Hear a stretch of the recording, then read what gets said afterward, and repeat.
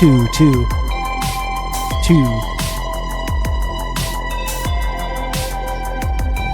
Check two.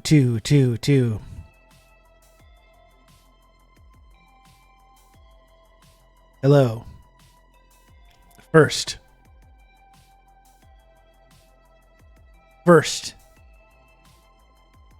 I did it.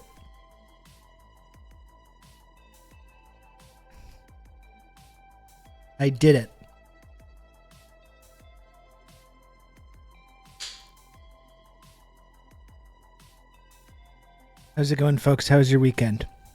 Welcome in.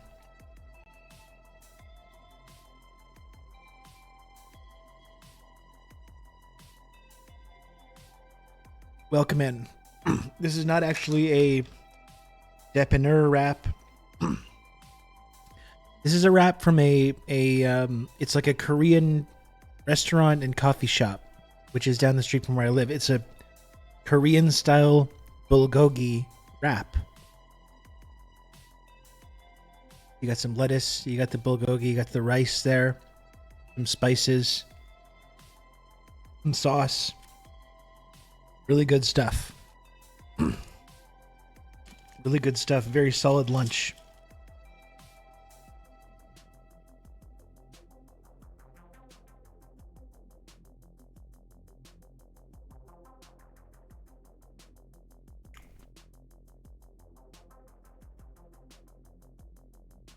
Had a beef bulgogi bowl the other day. Sounds nice. I love that bulgogi, Jerry. They got the best bulgogi, the best.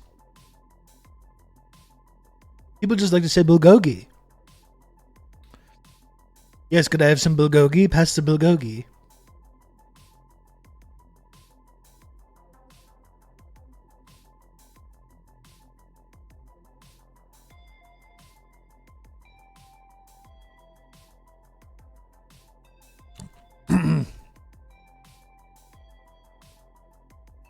That was a kind of adult anti-woke comedy that made Seinfeld so popular.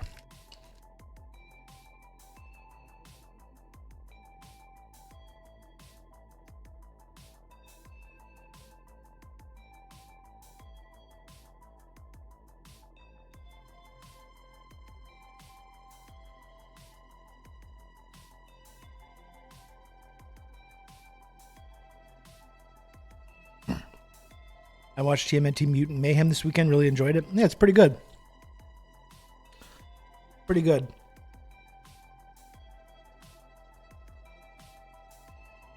Like the animation style. It's fun. I quite liked Ice Cube in that as the bad guy.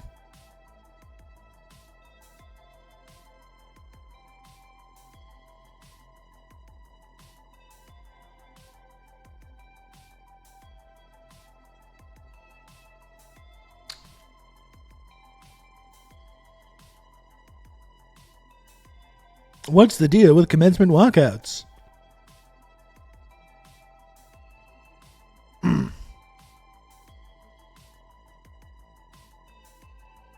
It's really amazing, actually. Seinfeld is like, he's back in the news. He's doing so much press for this like Netflix Pop-Tarts movie, which I haven't seen it, but according to reviews, sounds just almost unwatchable. And he's out there doing all kinds of press. He's doing the whole like anti-woke new generation of comedians thing. He and his wife are like paying for like pro-Israel protest groups who go in and beat the shit out of the protesters at tent encampments. And yeah, if you're going to do that, I think it's pretty valid for pretty people to bring up, you know, the fact that you were an adult man in your late 30s and your girlfriend was like 17 years old. I think that's pretty pertinent information to bring up. If you're going to be out there like complaining about wokeness or like complaining about pro-Palestinian students or what you see as this kind of like woke, unfunny comedy era, I think people are going to bring up that kind of stuff, you know, and I get it.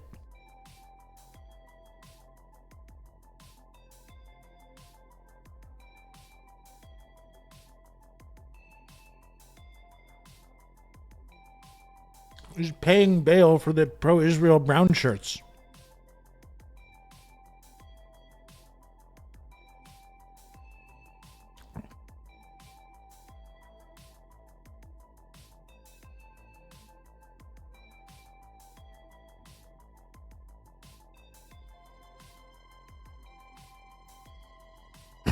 I haven't watched the movie.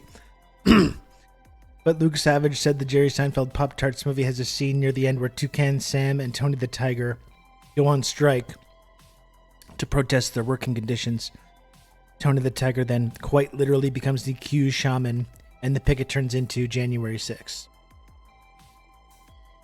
I see. Maybe he's going for some kind of like avant-garde, like non-comedy thing, you know? You see like Norm Macdonald do that kind of stuff. He's doing the avant-garde like Andy Kaufman. Excuse me. The anti-comedy. Maybe that's what he's going for. Maybe this whole last couple of decades are kind of this long con extended comedy bit.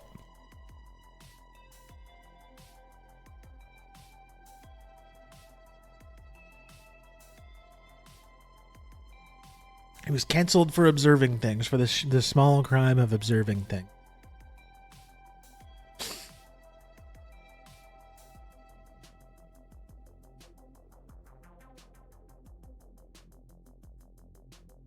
I also saw a clip going around. I think he did Neil Brennan's podcast as well. He's doing like every podcast right now. And he's doing this whole thing. When did money become everything for people? When did money become everything? It didn't used to be like this in the 70s. It was about being cool. Now all anyone ever cares about is money. It's just like, you're so fabulously wealthy, sir. I'm so tired of hearing fabulously wealthy people be like, when did money become everything? It's like, you tell me. You tell me, asshole. You tell me when it became everything. I certainly didn't agree to it. If money's not everything, then like help me pay my rent. Because like I need money to be able to do that. Hey old Dutch, how's it going? Yeah, it was a great weekend. I was just hanging out, parenting most of the whole weekend. Ate pizza on Friday. We ate pizza and baked a cake again, and watched Chicken Run, which I don't think I'd ever seen Chicken Run. Watched that with my son. We really liked that. Excuse me. We watched the sequel the next day, which was fun but not as good. I dropped him off yesterday, and then I spent a nice, relaxing day watching basketball and played a bit of Helldivers. I ordered Chinese food. I like on Sundays because often Sundays are days that like I have free. And it's nice to order a meal on Sundays. And especially when there's a long day of sports on. So I ordered this big Chinese meal. I relaxed and watched the NBA and hung out. I was really craving a hot and sour soup.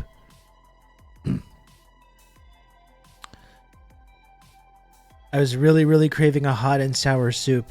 And I had that and General Tao chicken and Chinese broccoli with garlic. And it was really good. And when I want to get really fancy, this is what I do. I think I've talked about this before, but when I want to get really fancy, I'm hanging out, you know. Sometimes, like, I'm still not totally used to being by myself. I like being by myself. I really missed for a long time being able to be by myself. But it's still just a little weird because I spent many years just never really being by myself. So it's still a little weird for me sometimes. So I try to, like, you know, try to do something nice. Do something nice for myself. You know? Hanging out, eating my Chinese. And what I do is I get out a wine glass. And I drink my Diet Coke out of the wine glass. I'm watching my sports and eating my Chinese, and I have like a little sifter of Diet Coke. Yes. It's nice. It really elevates whatever you're doing. It instantly makes it way more classy. Sipping your ice cold Diet Coke out of a wine glass. In case you haven't seen this video about Chicken Run, is that John Duncan? Was it before even clicking on that? I like him. You can count on me. You're gonna have good old Rob to talk you through all this. Only the finest vessel for the nectar of the gods. That's right, Moss. Thanks for 38 months, Tier 1. Exactly. Only the finest. Is it a snifter? Well, it shows how much I know. Shows how much I know. Yeah, I ate my Chinese. I've got my wine glass of Diet Coke. I'm hitting my Benjamin. It's a nice way to spend an evening, honestly. It's very nice. And you know what I watched, actually? Okay, so I've decided that I'm getting into like a new phase.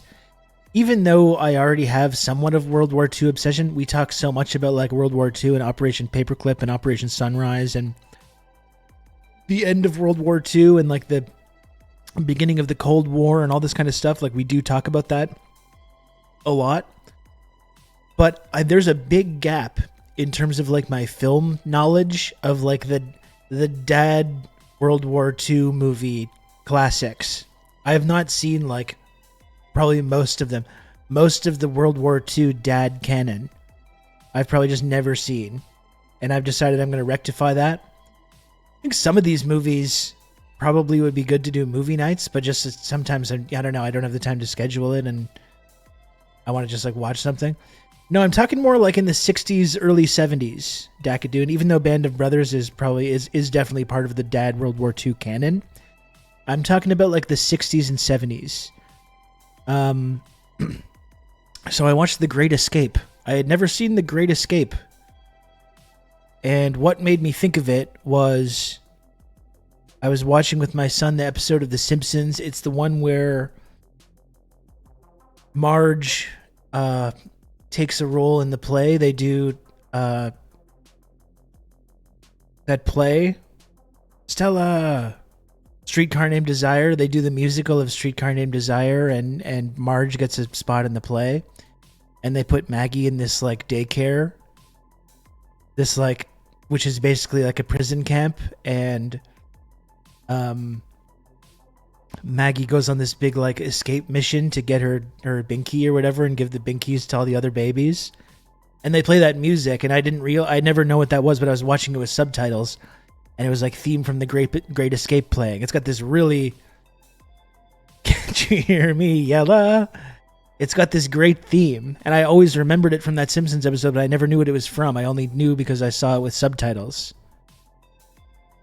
It's got a really iconic theme, really fantastic.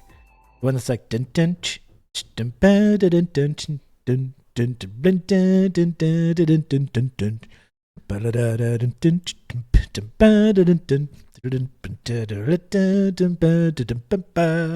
You know that theme? And I always remember that episode, but I never knew what it was from. So, I watched The Great Escape. Watched most of it on Saturday night. I was getting a little drowsy towards the end. It's pretty long. It's like 2.5 hours long or something. And Chicken Run is also made me think of it as well, because Chicken Run is basically just The Great Escape as well. So yeah, I watched. It's the music from The Great Escape. This is what I'm saying. It was something that. What is the disconnect here? I'm saying like I watched it with subtitles and it said theme from Great Escape playing, which I never put that together. I know that theme from the original Parent Trap movie. All the girls whistle it at camp. I've never seen that one, so I never heard it there. But anyway, I watched The Great Escape. Got a little drowsy Saturday night. It's a long movie. Watched the rest yesterday, and boy, what a picture! I think it would be really great to watch like in a group. It's such a great cast. Steve McQueen is one of those movie stars that you got to wonder like where he had another several decades of great stuff in him. he had such a screen presence and such a charisma and like this like kind of effortless like star power coolness. He's great. What is such an awesome cast. David Attenborough and James Garner is like so fucking cool in this movie. Charles Bronson. It's so fun. It's a little bit problematic in some ways. Like it's weirdly sympathetic to the Nazis, the non Gestapo, non SS Nazis are treated very like sympathetically, which is a little odd. I think it kind of like makes being in a Nazi prison camp seem like kind of like a fun, good time with the boys for the vast majority of the runtime of the movie, which I'm not sure is historically accurate, in any way.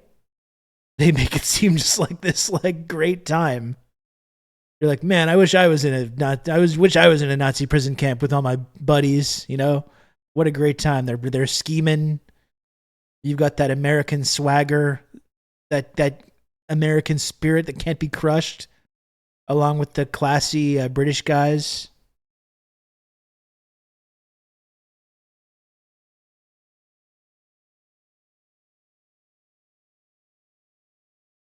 So it's like it's a little weird.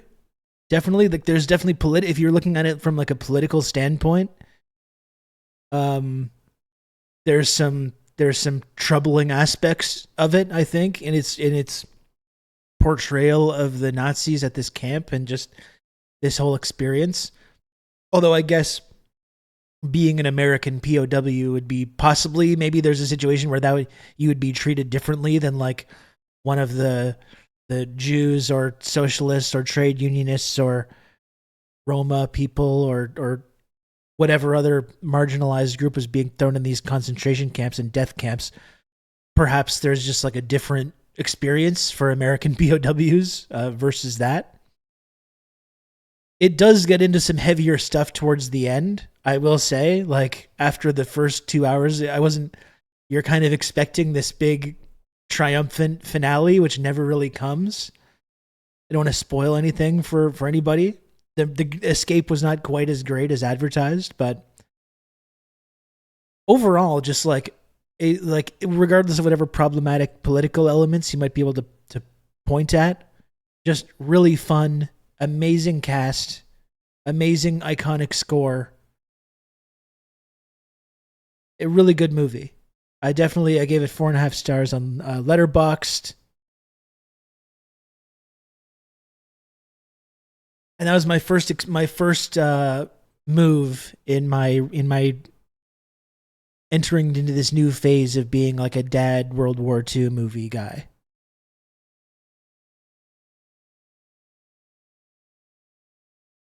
It's also like it's a period in history where it's like, oh, excuse me one sec.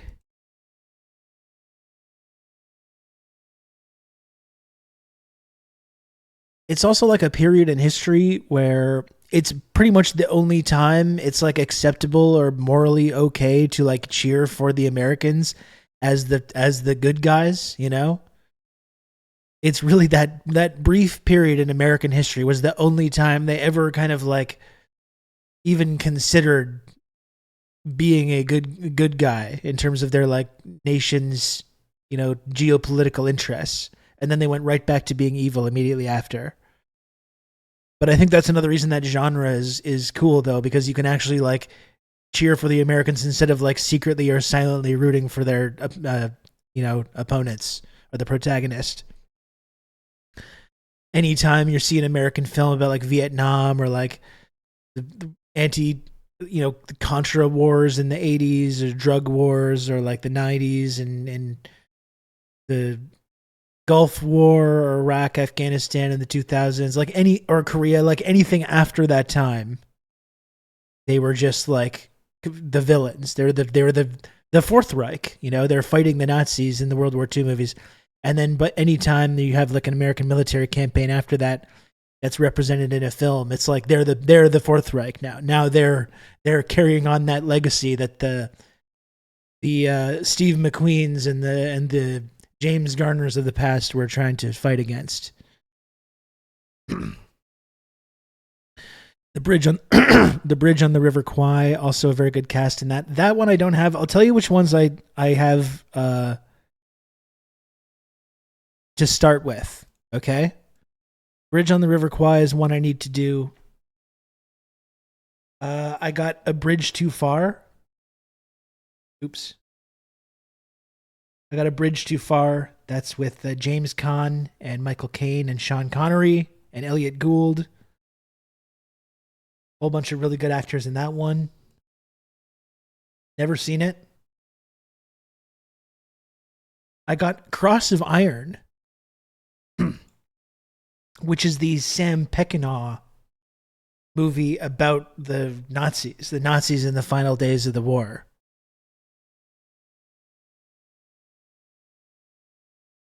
That's supposed to be good. I got The Dirty Dozen, which I've also never seen. I got The Great Escape. I watched that. I got Where Eagles Dare, which is with Clint Eastwood and Richard Burton.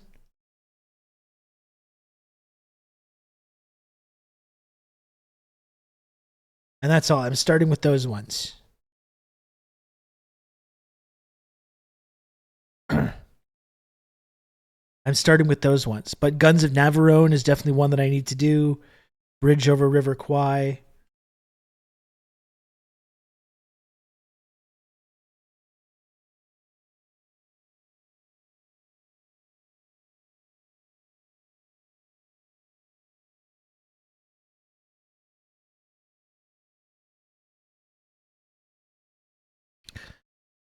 Lots of great flicks in that canon, that specific canon.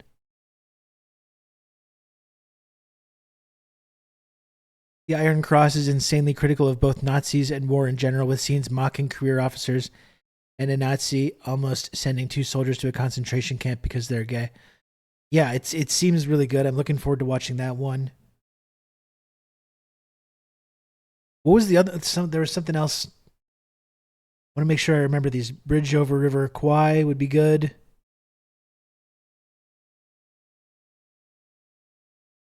What else am I missing here? Masters of the Air. No, I haven't seen that. I do still want to see Zone of Interest as well. In all honesty, the primary thing that's keeping me from watching Zone of Interest is that it's like, because I know it's all going to be in subtitles, and I know that I'm going to have devote all my attention to it. Because I must admit that, like, even though I'm an adult man, a middle-aged man, I have the like full ADHD like mentality now, where it's really hard for me to just. I love watching the movie, but I like to sometimes just scroll my phone at the same time. You know, just have a little scroll. That's all. And I know that's kind of not good. That's it's a sign that my brain is like. Could be better. Let's put it that way. Yeah, I did finish Shogun Decadune, but it was hard. You look away for 5 seconds and you miss big chunks of dialogue. I do recommend finishing Shogun because it was very good, but I don't know. My brain is destroyed like everyone else's from all the screens. I don't know what to tell you. I do still really want to watch Zone of Interest though, because I think it's so pertinent just for our times right now, specifically. Put the subtitles on your phone. That would actually be a really good app. You can count on me. You're going to have good old Rob to talk you through all this. Now that Drake has fallen from grace, are you ready to step up to be #1 Canadian? Thank you, King Window, for the 42 months of Tier 1, and thanks for all the support over the years, King Window. I appreciate it. I'm happy to step up as the #1 Canadian. Yeah. Absolutely. When people think of Canadians, that's the two they think of. You know, Drake, #1, Rob Rousseau, #2, and I'm ready. I'm ready to move up into that spot. Subtitles sync to phone is a really good idea. No, it really is. It really is. We should like make this into an app. That's $1 billion app right now. You can get Silicon Valley, get some angel investor to invest in that because that's genius.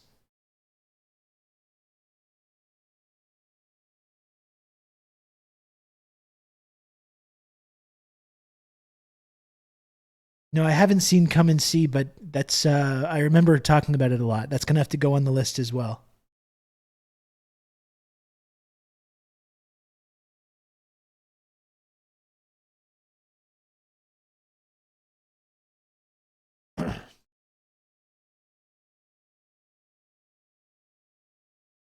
Get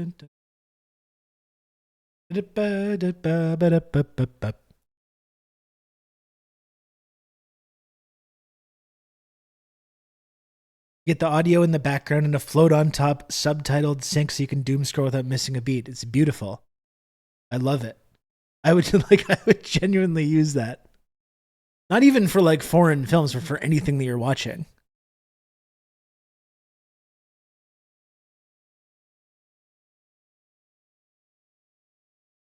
Oh, and do you know what another movie that I really want to watch? I mentioned this in the Discord. I haven't been too involved in the movie nights lately because I've been too into the NBA playoffs and other stuff going on. For sure, just say you're putting some AI in there easily. They're like, where's I got $1 billion for you. I'll give it to you right now. I will give it to you right now.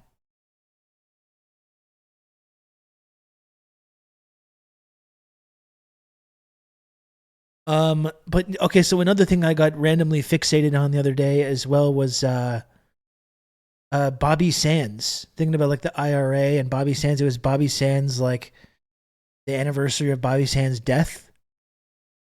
And I went down like a Bobby Sands rabbit hole. And it really makes me want to now watch the not Steve McQueen, the actor from The Great Escape, but Steve McQueen, the director, a very good director.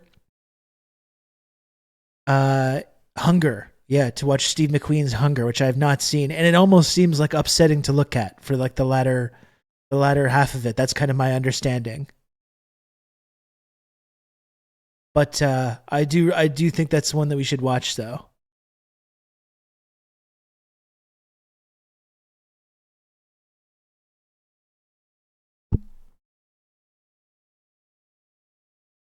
Yeah, Fassbender commits hard. That's what I've heard. That's what I've heard about it. And he can be very, very good.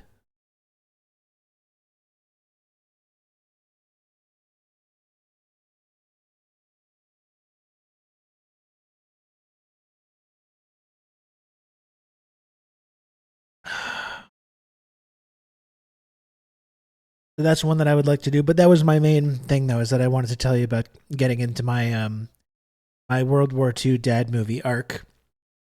I really did enjoy Great Escape, even if I found some of it a little bit troubling.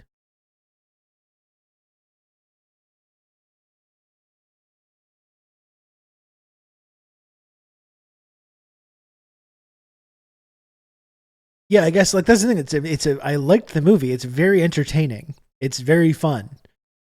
But it's weird with what we know about like Nazi camps to have this movie where you have all these American boys in this Nazi POW camp just having a great time. Just having a great time with the lads. You know? I don't know. It's a bit messed up.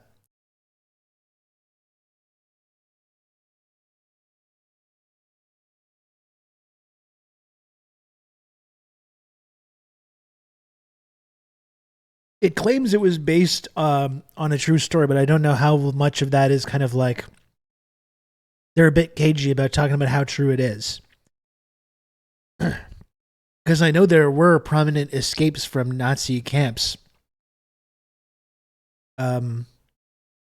Particularly, there's one camp, one of the worst death camps, that it was a massive escape that was led by a Soviet Jewish officer.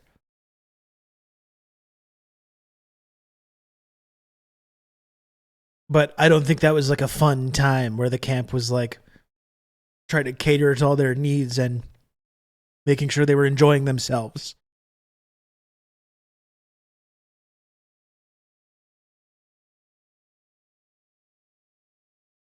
"1941 is a good one for extremely historically accurate World War II." Is that the Spielberg one? The famous like Spielberg miss?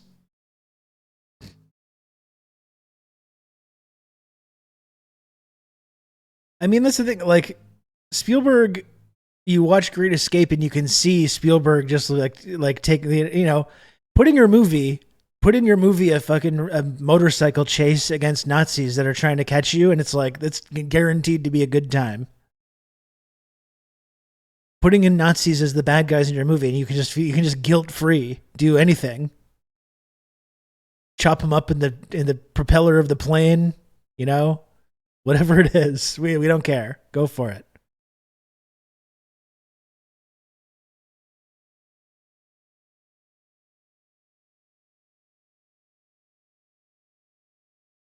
Nazis hated Soviets. Americans were treated like equals temporarily on the wrong side of a war and treated pretty well, all things considered.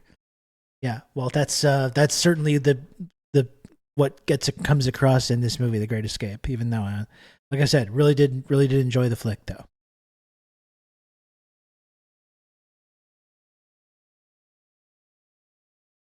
The Ministry of Ungentlemanly Warfare was a breezy one in the World War II setting that I watched over the weekend. Unlike other films set in that era, colonized people of Africa comprised some of the characters. That sounds interesting.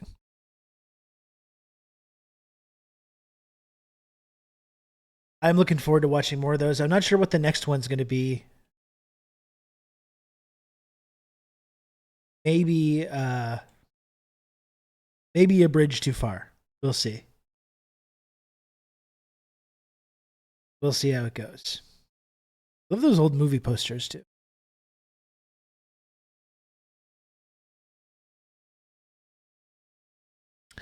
The only time American and British soldiers weren't treated well was when they didn't surrender and tried to escape back out of Europe. They were treated like spies and often tortured for info. Yeah, and this is kind of like, this comes across in Great Escape as well.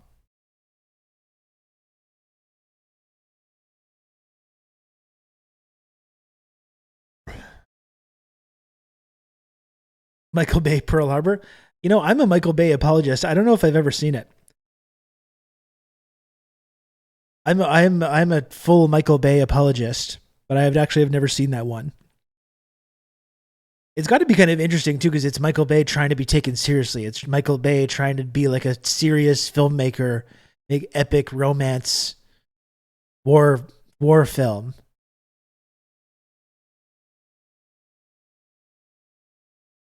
Make sure to watch some of the most filmed Soviet war movies: Battle of Moscow, Stalingrad.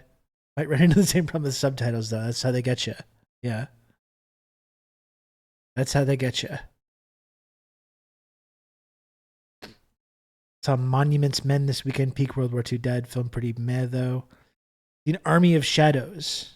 I haven't seen Army of Shadows either.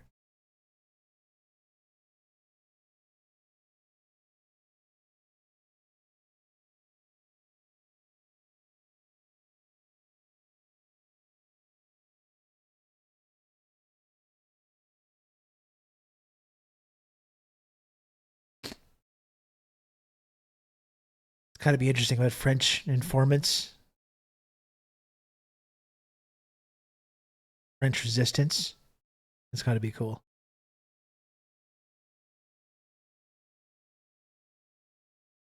I'll check that. I'll put that on the list.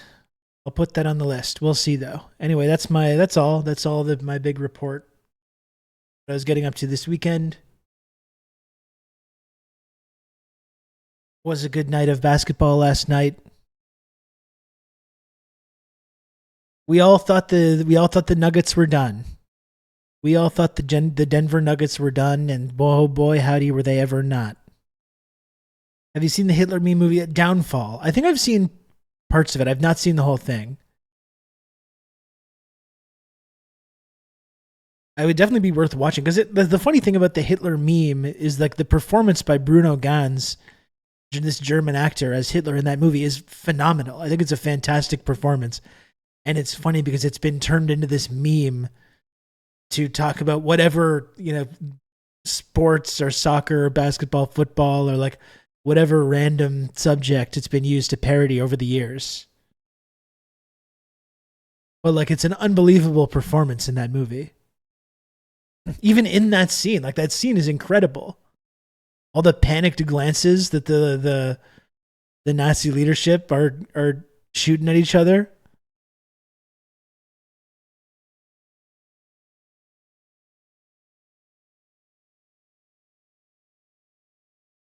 Battle for Sevastopol in T-34, the latter about a Soviet tank crew that fucks over the cream of the Nazi tank officer. Sounds fun as well.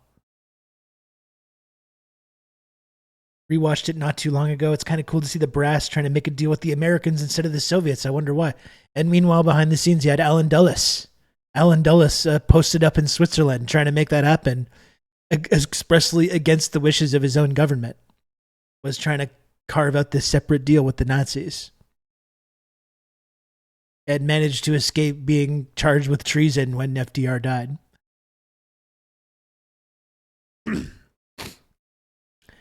Anyway, though, yeah, the Nuggets. We thought the Nuggets were done. We thought the Nuggets were finished. They've looked. Joker looked just phenomenal yesterday. He was just embarrassing them. He was just embarrassing everybody. He honestly, when he's playing like he was last night, looked like he's in the Matrix, like Neo in the Matrix. Like he's moving at a different speed as everyone else. He's seeing things like 5 seconds ahead before they happen. He pulled out a couple of passes last night that had me like, this is why I like Jokic and why I like watching the Nuggets, even though it's not cool to be like cheering now. They're like the favorites. They're the defending champions. It's not cool to root for teams that are like really good like that and players when they're really good. But like, no other team makes me make actual sounds. I'm like, oh, like actually making sounds at how crazy some of the plays are. That's right, Timothy. Operation Sunrise. Yeah, it should have been. It was a treasonous program to protect Nazi leadership and these prominent SS guys. Anyway,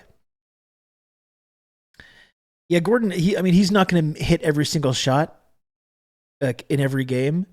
But Gordon really is, I think, the best role player to play on that team. Like, he's not always going to be making all those outside shots, but he does have from playing with Jokic, you can tell he knows exactly where to be, where Jokic needs him to be.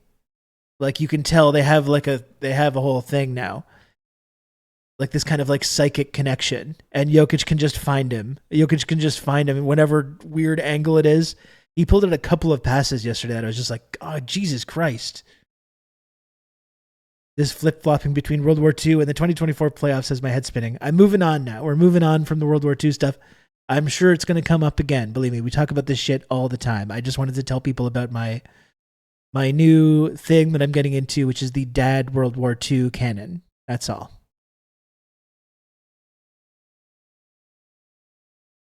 Edwards is fun to watch. Might be my favorite player right now. He's insanely fun to watch. You know, I love his like attitude as well. Like hearing him in interviews and stuff. He's just so cool, and he's just fantastic. He's going to be an absolute dominant player for years and years. Michelle, thanks for the 31 months of Prime. I appreciate it. Thank you.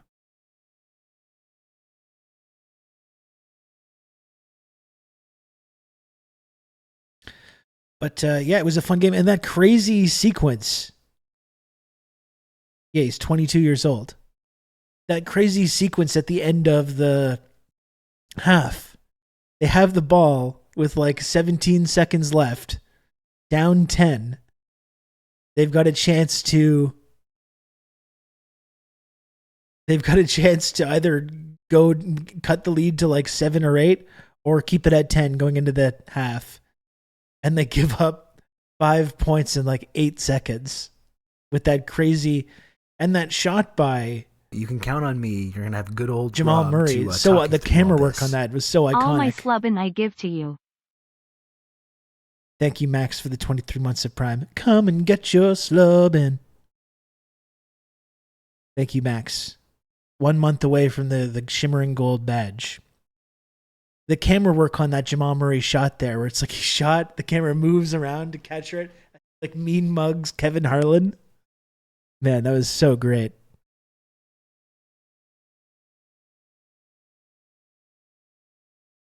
Saw Fall Guy this weekend. It rocked. It seems fun. Here's what I don't get about Fall Guy, though. It costs like 130, 140 million dollars to make. And to me, like, because now it needs to make like $200 million at the box office to even like break even. To me, if you're going to make a movie like Fall Guy, you got to spend like 40, 50 million. Just figure it out. Figure out how to do it. You know what I mean? Why are we spending $130 million making Fall Guy? Like just a fun action movie, you know? Why does it cost so much? It's crazy.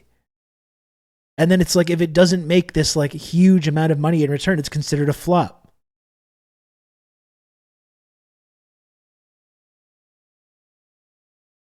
Because of woke. That's right. Thank you. Probably half that budget is fake to reduce the taxes the studio has to pay. Yeah, I mean, that's it. There has to be a space for that kind of movie. A fun Hollywood action movie. But like you're spending 50 million tops on that. Cut the woke budget in half. That's right. All the budget's going to like pronoun education. I assume like a third of it is paying Emily Blunt and Ryan Gosling. I guess that's part of it. Yeah, but like I hate that formula for making movies where you're just like banking on stars to have people buy tickets.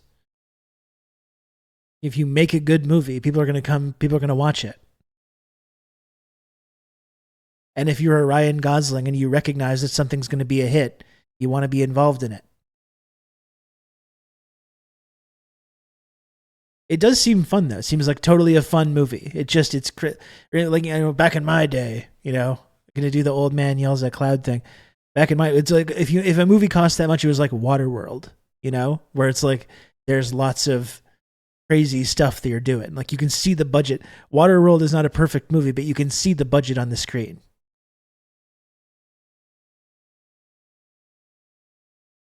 Yeah, Carnova was just mentioning that, Marty. Ministry of Ungentlemanly Warfare.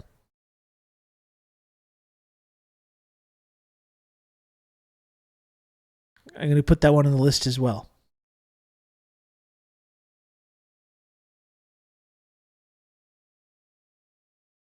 The Ministry of Ungentlemanly Warfare.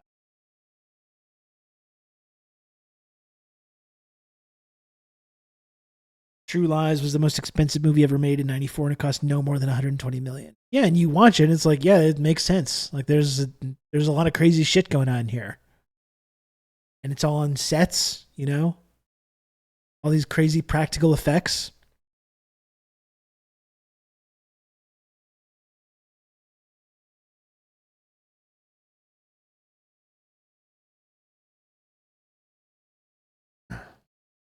I haven't seen True Lies in a long time, despite being a huge James Cameron fan and a huge Schwarzenegger fan. I've not seen that for a long time.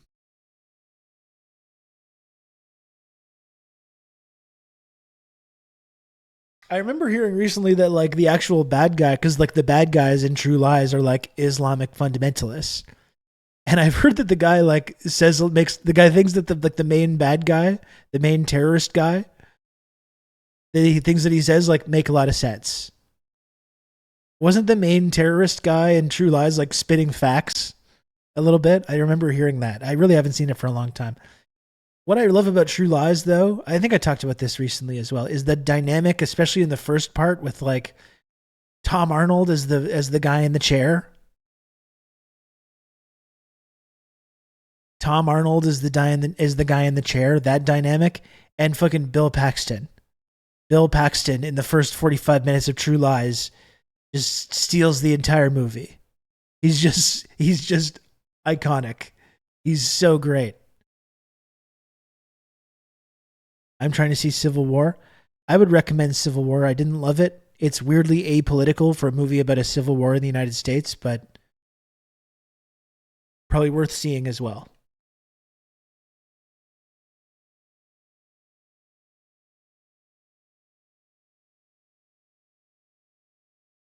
Let's see this. Let's see if this guy really did deserve to get like blown out of a Harrier jet by, no, not that.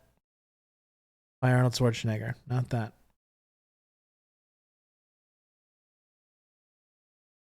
Our women and our children, bombed our cities from afar like cowards, and you dare to call us terrorists? Okay. Now, the oppressed have been given a mighty sword with which to strike back at their enemies. Unless you, America, pulls all military forces out of the Persian Gulf area immediately and forever, Crimson Jihad will rain fire on one major U.S. city each week. That's what until U.S. our does all over demands the are world. met. First, we will detonate one weapon on this And they're uninhabited playing it for island comedy too. as a demonstration of our power and Crimson Jihad's willingness to be humanitarian. However, if these demands are not met, Just simply Crimson listen. If you don't want this guy to blow up major American cities, just pull your forces out of the Middle East, like he's demanding. I mean, what are you doing there in the first place? What are you doing there in the first place? Pull your people out of the Persian Gulf. What are they don't belong there. Have you considered just divesting? Jihad will rain fire on one major American city each week. باتر عزيز.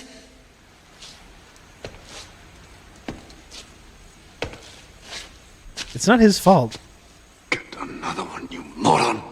I think I have one in the truck. That's a little playing that for laughs is a bit much. I don't know. I don't think that's totally unreasonable. Extreme, yes. Sure. But why can America just bomb cities whenever it wants to? It bombed Baghdad. It bombed Yugoslavia. Bombed Ho Chi Minh City.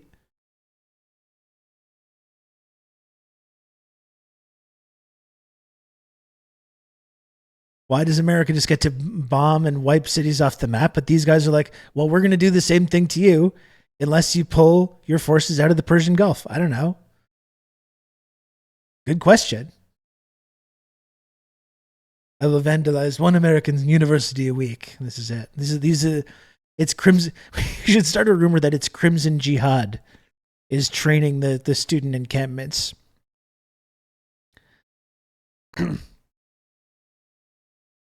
I feel like we had the same conversation about Air Force One. Well, this goes back to what I was saying about America and America's like being portrayed in action movies. This is exactly what I was talking about.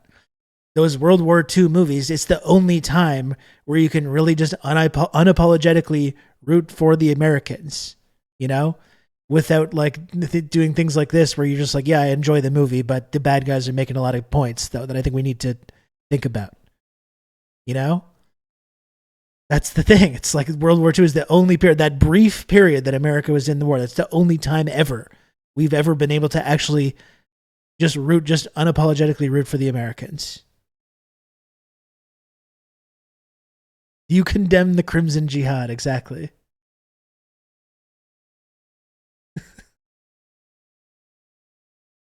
Classic mistake confounding freedom bombing with evil bombing. Exactly. Crimson Jihad. These are the outside agitators on these campuses.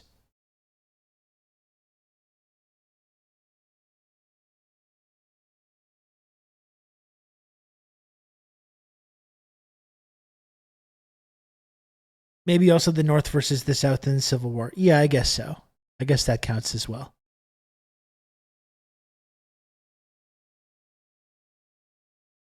It's sad because that World War II period, it reminds us of the possible future that was so cruelly snatched away, where there actually could have been world peace after that.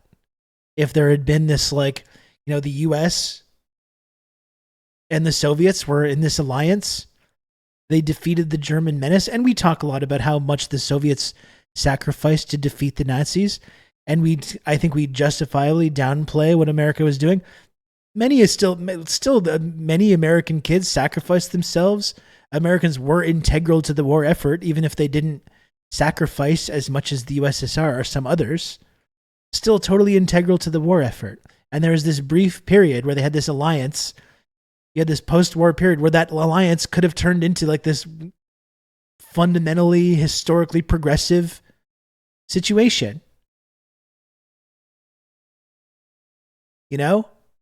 And America and the Soviet Union didn't have to like develop this massive arms race. And the Soviet Union could have devoted all their resources rather than into like this unwinnable arms race with the Americans and constantly putting out fires and all these like attempts at subversion and supporting revolutionary struggles that the Nazi Americans were like fighting against in Korea and Vietnam and elsewhere.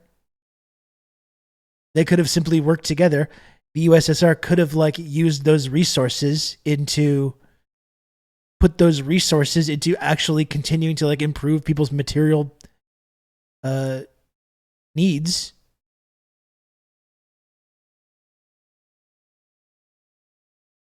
It was they could have worked together. We could have transitioned into a green energy economy. We could have explored space together, you know? We could have worked together and uphold the values of peace around the world. This option was on the table, you know? This option was on the table. And that's not where history took us in our universe anyways. But it's frustrating to think about.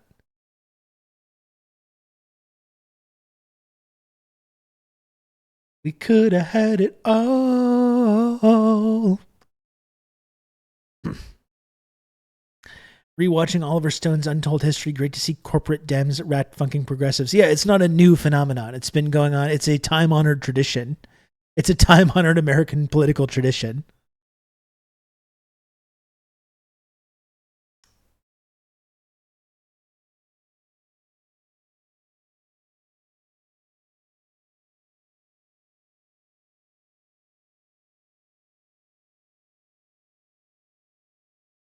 I don't get it. Are we supposed to believe the Crimson Jihad are all powerful and evil, or do they run out of tape while producing ultimatum videos? Listen, if you don't want your towns to get blown up by Crimson Jihad, just pull your people out of the Persian Gulf, you know?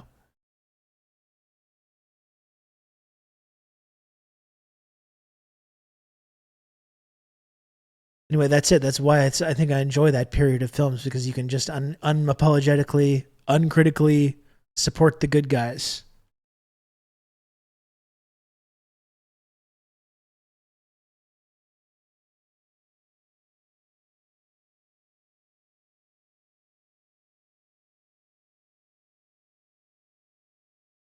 FDR kicking Henry Wallace off the VP ticket was the nail in the coffin. Instead, we got Harry Mushroom Cloud Truman, and he decided no country in the entire world was allowed to be communist. Yeah, and as I've talked about before, FDR dying when he did really doomed it as well, because that allowed the Allen Dulles faction, because it's not even about Truman, right? Truman was his own person, but like it's about the faction that was struggling for control over the U.S. government outside of the presidency.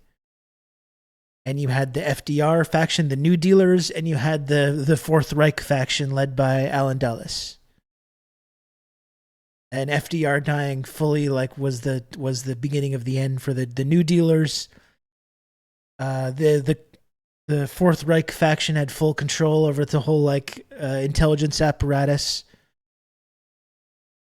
And then when they butted heads with JFK, all those years later, they convinced him to do Bay of Pigs. JFK went along with it. It was a disaster. He tried to reassert control, fires Allen Dulles, and then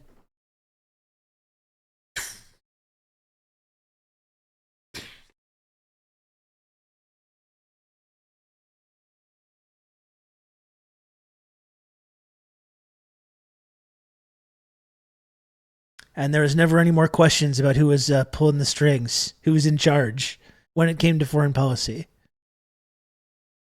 I log on and Ross talking JFK assassination. I see we're still hitting the classics. Well, I took a long meandering road to get here. The short version of this story, Red Scary, is that I was talking about how I'm getting into a new phase of getting into the World War II dad movie canon by watching The Great Escape. and just talking about how you could cheer for the Americans in those films because they were actually the good guys for once, for the only time in their history, the only time in American history they were actually like, you could look at them and be like, they're on the right side of this conflict. And I was talking about the glorious possibility of cooperation with the USSR that existed and then was kind of cruelly snatched away. That's all. But Kennedy's a piece of that puzzle, which is why we talk about him often. It does suck all this shit happened like 30 or 40 years before I was born. I wish I fell out of a coconut tree. Same. The series of historical accidents that led to us being on the non-German side of that war is wild. Yeah, I mean, absolutely. Like just the very fact, and there's a ton to criticize about FDR and the New Deal and all that stuff, but like just the fact that that faction of the ruling class had control of the US government at that time, just and was fending off their own kind of coup attempts with the business plot and everything. The fact that they were in charge around the time that those decisions were being made is like almost a miracle in and of itself. And they still didn't get into the war until almost the very end.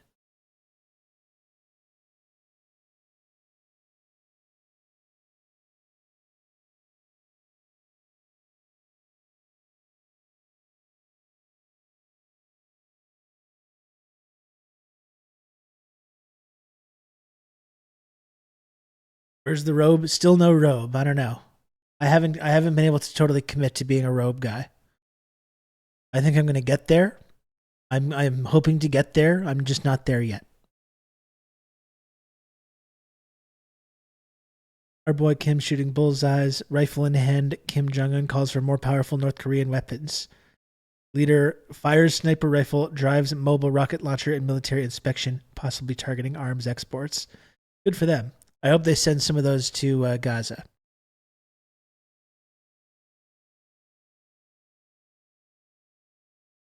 So uncritically supporting the USA during World War II, fuck no.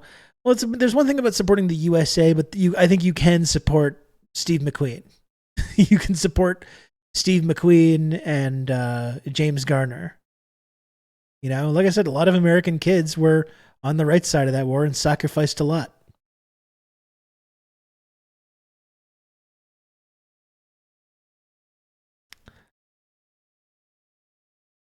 I know without clicking he's drip, and that with these drip the fuck out. Obviously, yes, obviously.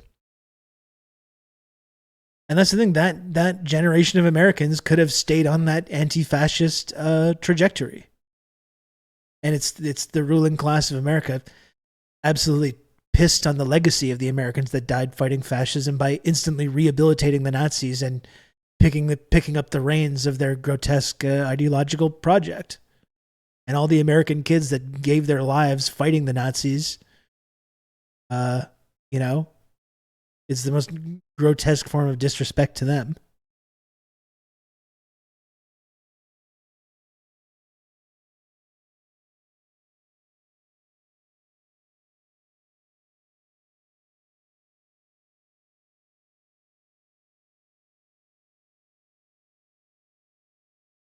Just refreshing. It's still not up yet. I did do another tanky therapy yesterday. I did another tanky therapy with Sina and Nora and Alexander. It was really good. Back to interviewing our nation's bright-eyed youth for Public Works summer internships. Thanks for passing by, Red Scary. Nice to see you. Well, this is an important point. Americans were barely anti-fascist. I think they were just blindly patriotic. That's true, but like you could have like used that, you know, if there was a leadership that was like interested in forming that partnership with the Soviet Union, and you know, you could take that blind patriotism of all the dumb corn-fed American kids and pointed them in the right direction, you know.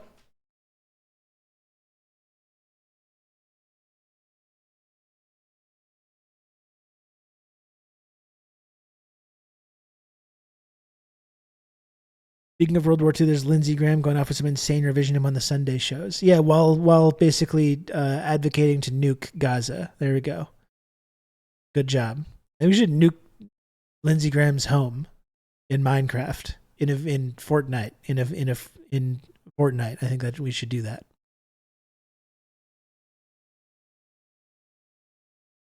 As a joke. From Eddie Izzard's skit about The Great Escape, all the English soldiers are wearing various clever disguises, and Steve McQueen is disguised as an American man. Yes, McQueen didn't need a disguise. He was like, fuck that. I'm just going to escape into Switzerland using my effortless cool.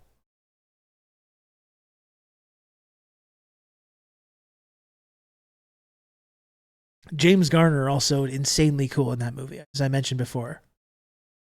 James Garner in his prime was really something else. I was used to seeing him as an old man. Reposting, but Rob, maybe you can get a summer intern through the government. That would be a funny arc. That would be a funny arc. I don't think it's in the cards.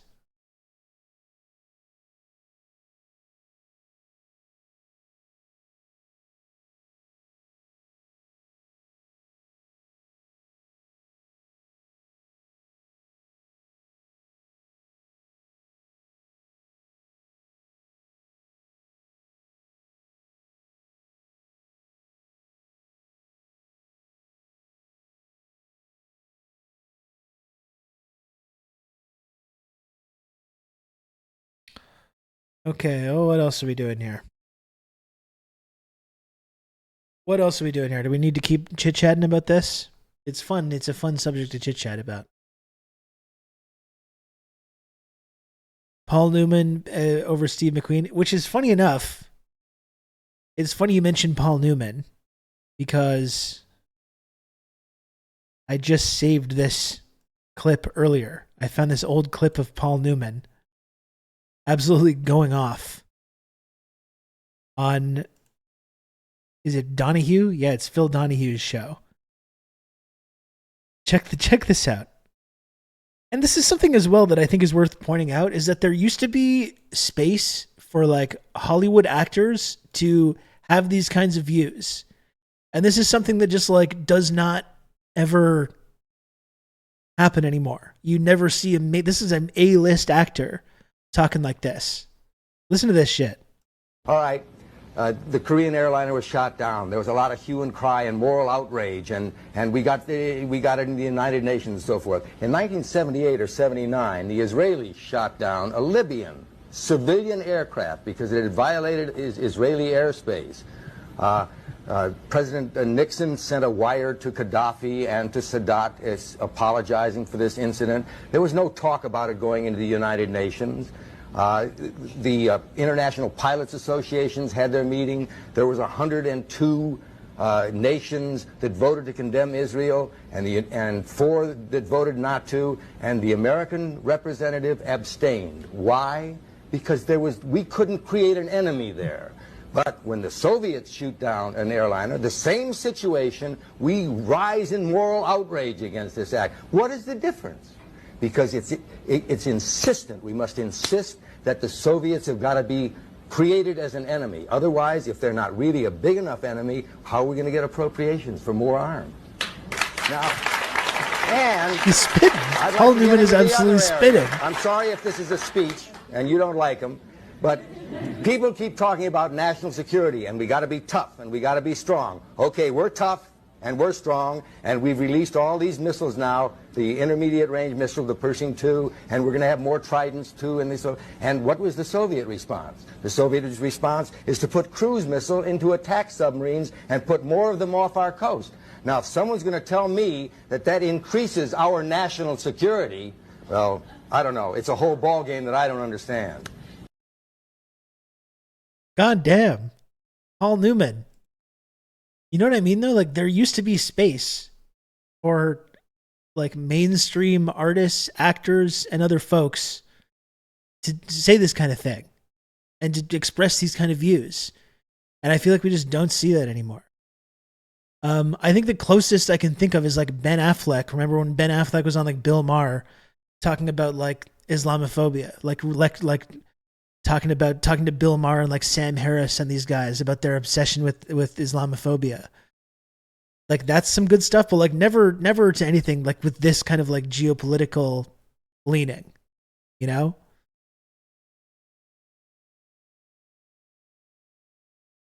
the sophistry of Rush Limbaugh, it wasn't infecting everyone's brains in 1983. This is what I mean. It's like there's been a real shift. Like even on TV, like you can look at late night TV or shit like Donahue from the late 70s and early 80s, and you'll see like radical black activists and like communists and Marxist Leninists and all kinds of people that have like really like extreme views compared to what we see. And this shit, we just don't see it at all. We don't even see, it's not even like, oh, here's the token crazy lefty type person. Yeah, this was in Reagan America, Lodane. That was 1980.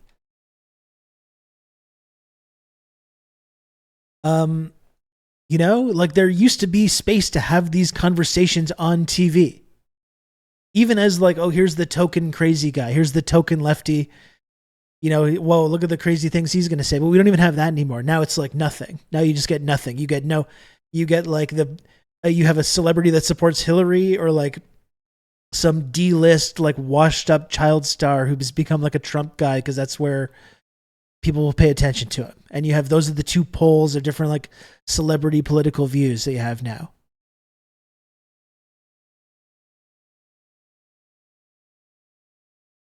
And for sure it's by design. Absolutely. You get someone talking about representation mattering. Exactly. It's all about like diversity or that kind of stuff. That's the limit. That's the limit that it can be. Rania going on Piers Morgan was cool. I mean, this is a good way to segue into talking about this because I wanted to talk a little, like, show a little bit of that. I would like to know what people think about like folks like Rania and Abby, and I love Rania and Abby. I think they're both absolutely fantastic. Like, do people think that it's valuable? I do think it's a sign that there's a shift happening, that someone like Piers Morgan is like bringing them on TV, you know? But I think that's the question. Are they debasing themselves by going on Piers Morgan to talk about this stuff? Or is this a win? Is this a sign that there's a shift happening? John Cusack has been really outspoken on Twitter for sure, but also, yeah, he's not getting invited onto TV to talk about anything.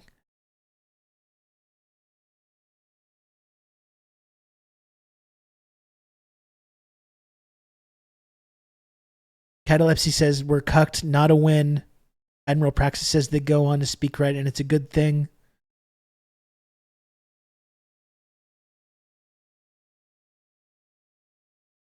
Oh, and Lodane, you're absolutely right. In case anyone's watching that's not clear about my opinion on that.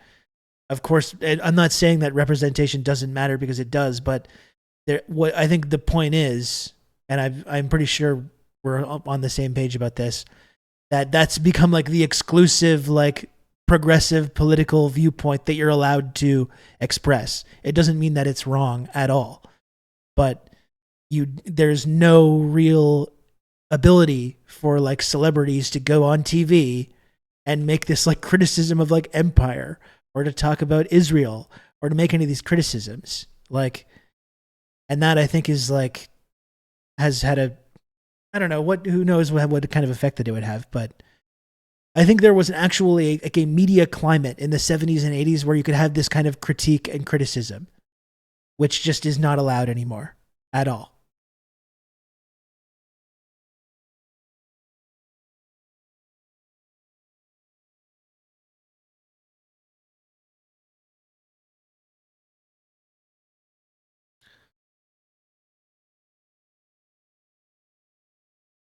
No, I hear you, Lodane. Thanks for pointing that out.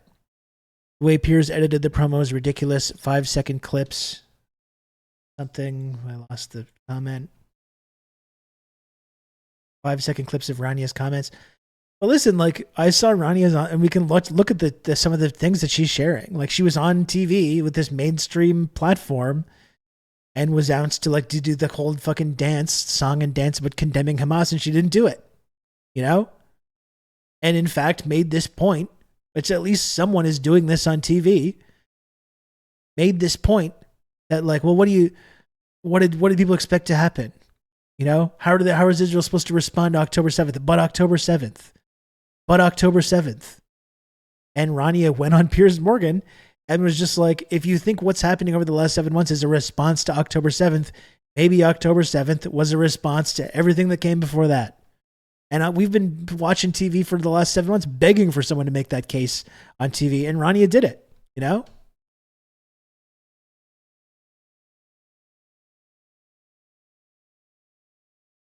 Let's look at some of the clips.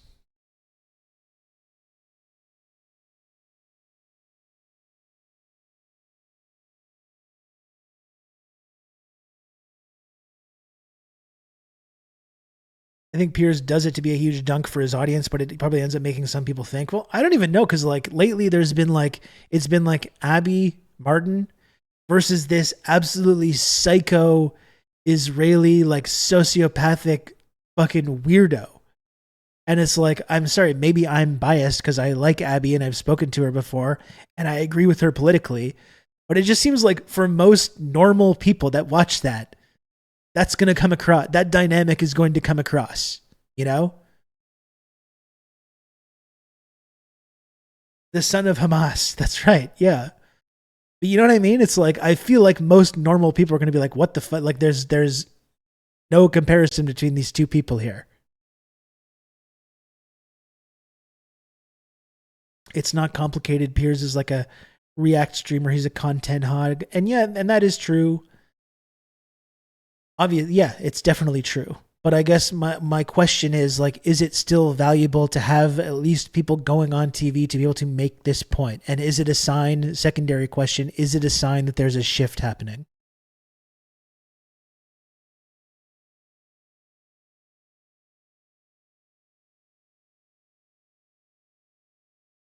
Da-da-dun. Da-da-da-dun.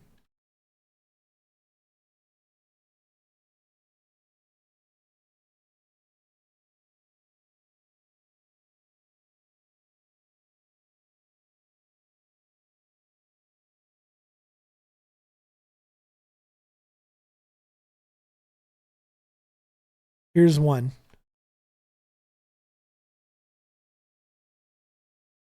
Piers, if you're going to say what Israel's doing is a response to October 7th, then could October 7th perhaps have been a response to what Israel's been doing to Palestinians, which nobody was covering on October 4th or October 5th or October 6th? What I hear here is no empathy for people undergoing a genocide. And I'm sitting here and you're asking me to condemn people who are fighting for their survival. Piers, if you're going to Like, I think I'm kind of torn on it. I'm honestly kind of torn because I do think to a certain level it's like debasing. I feel bad for Ronnie and Abby that they have to subject themselves to this. Maybe it means nothing, but like there's a part of me definitely that feels like it is really valuable to at least have somebody expressing these views on a mainstream platform. Well, I'll answer that in just a moment. I just want to point out that I'm not at all surprised by anything Emily said because she herself is a settler. So, of course, she feels entitled to pontificate about a region that I actually am indigenous to. But to get back to the issue of the hostages, you know, my outlet Breakthrough News actually did a review of all of the various ceasefire That was a good.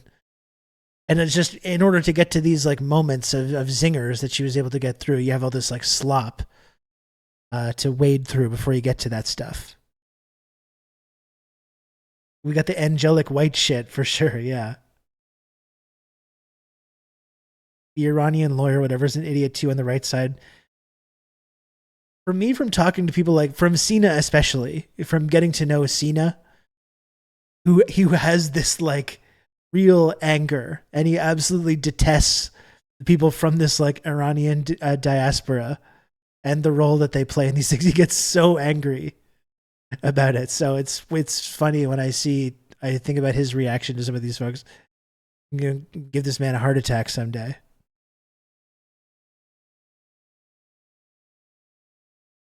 The Piers format is two people debating bookended by idiots. That sounds about right. Yeah.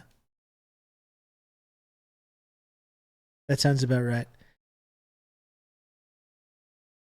I was about to say Cena gave him a pass to do slurs on the Iranian diaspora. No, I'm not going to do any slurs. I'm just I have a certain understanding now from talking to Sina about the levels of depravity of some of the people that are part of this like Iranian diaspora to go on and make pro-empire arguments on mainstream media.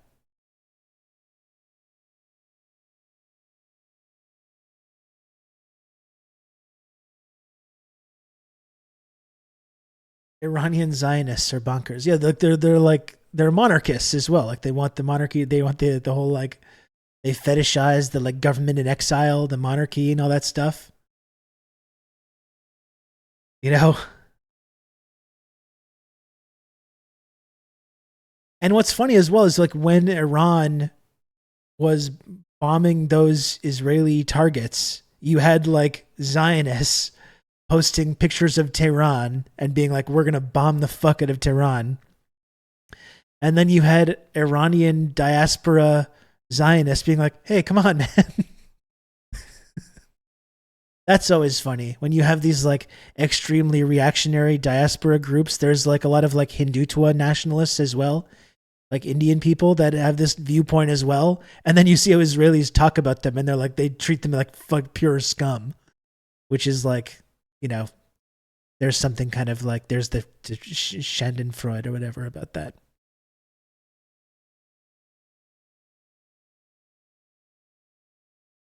Something about the leopards. Yeah, something leopards. The fascists are always going to betray you in the end. Exactly.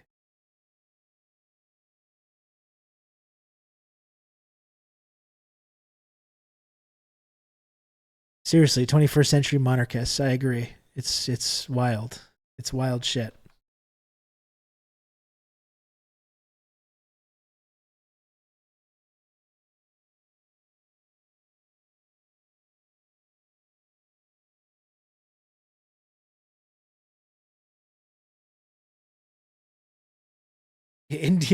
Indian nationalist Twitter is really something else. It's true. Welcome to most of Europe. Yeah, of course. And then of course you have like Western Europeans who prostrate themselves to the Americans too, and the Americans just treat them like shit as well. Like look no further than Germany. Germany, possibly the most cucked nation on earth.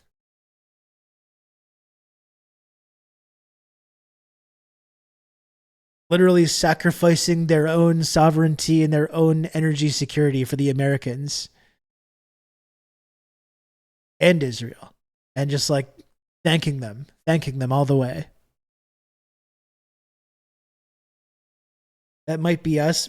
Maybe, yeah. Like maybe we don't even qualify as being an actual like nation. Like we never had sovereignty to begin with. It's tough. It's definitely up there. I think Canada's just maybe too insignificant. Canada's maybe just totally too insignificant to be even considered as part of that conversation.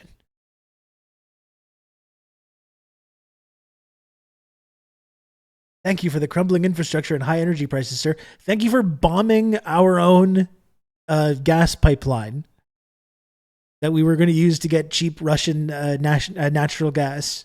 We'll take your fracked gas at a much higher price. Mr. American, thank you. Thank you for that.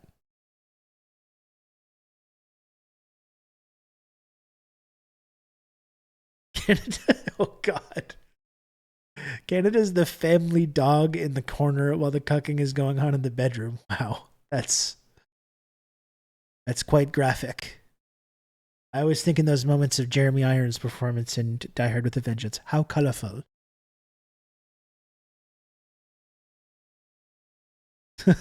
Oddly specific.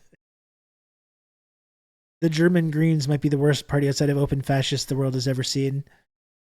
Aren't the German Greens like full like anti-nuclear power? Like aren't they like advocating for the closing of nuclear power plants so they have more natural gas and more oil and more fossil fuels? Very green. The Germans are the worst because they had nuclear energy and they dismantled it to go back to gas. And they had the GDR as well. They had lost that. People actually had enshrined standard of living. People were talking about, like, how could you ever support the GDR as well? Look at the Berlin Wall. Look at the Berlin Wall. It was this symbol of repression. It was this symbol of, like, the Iron Curtain. And it's like, yeah, the Berlin Wall should never have been there in the first fucking place, because Berlin should have been part of the GDR. There should have been no West Berlin and East Berlin. Why was the wall there in the first place? What happened to Berlin? How did Berlin fall in the first place?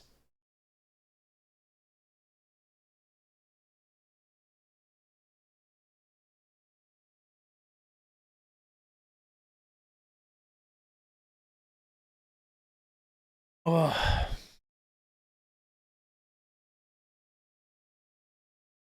Want more cucked Germany? It was revealed that my country, Denmark, had assisted the American NSA in tapping the cell phones of European leaders, including the German Chancellor. And when Germany learned the USA was behind it, they were like, oh, well, okay. Yeah. That's usually how that works. Just like when they learn that they're behind bombing their infrastructure, even though it was clear on day one. Well, nevertheless. Nazi enclave West Berlin. Yeah, and it was from the West Berlin that the denazification of West Germany failed to ever transpire, and we're still living with the consequence. Not only people in Germany, but people around the world now are living with the consequences of that failed denazification decades later. We're still dealing with the consequences of that.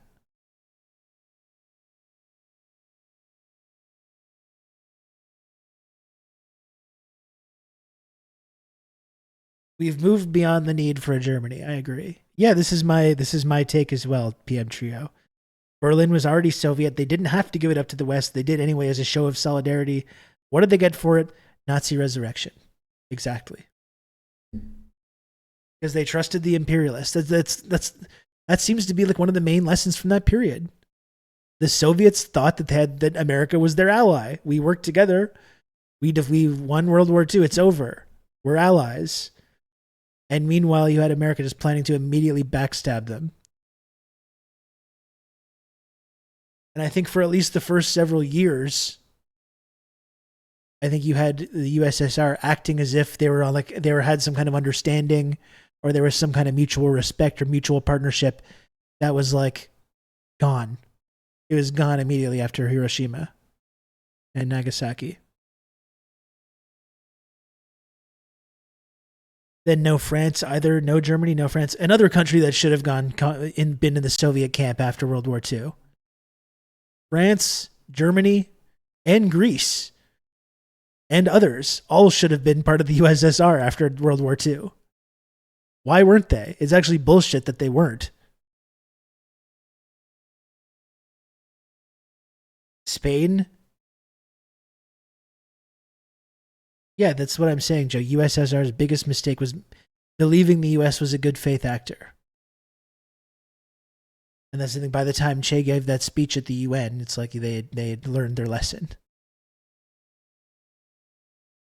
Italy as well, yeah, of course. And that was the heart of Gladio. That was the heart of the Nazi resurrection. Fucking America, man. People wonder. People really think it's like that outrageous to have an America bad view of geopolitics.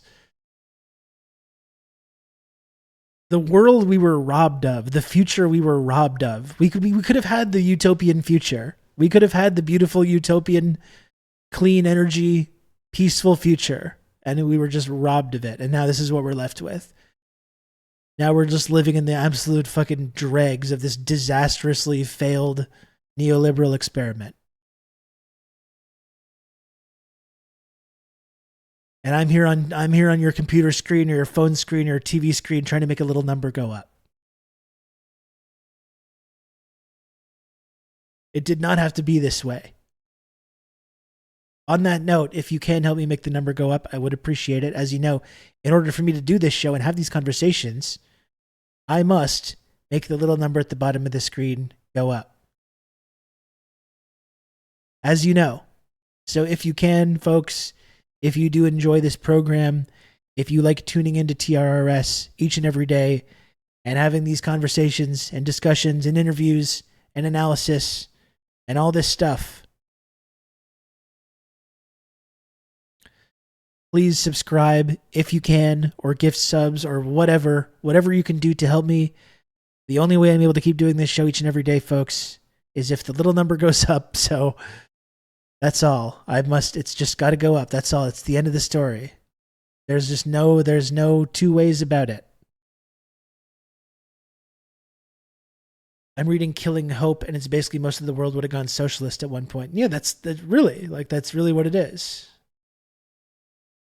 Like, to say nothing of those European countries, Germany, France, Italy, Greece, but like Vietnam, Korea, Indonesia, Latin America as well. Like, it was happening. It was happening. And America just said, no deal. No deal. We're just going to kill everyone that's trying to make this happen. We're going to kill and torture everyone that's trying to make this happen.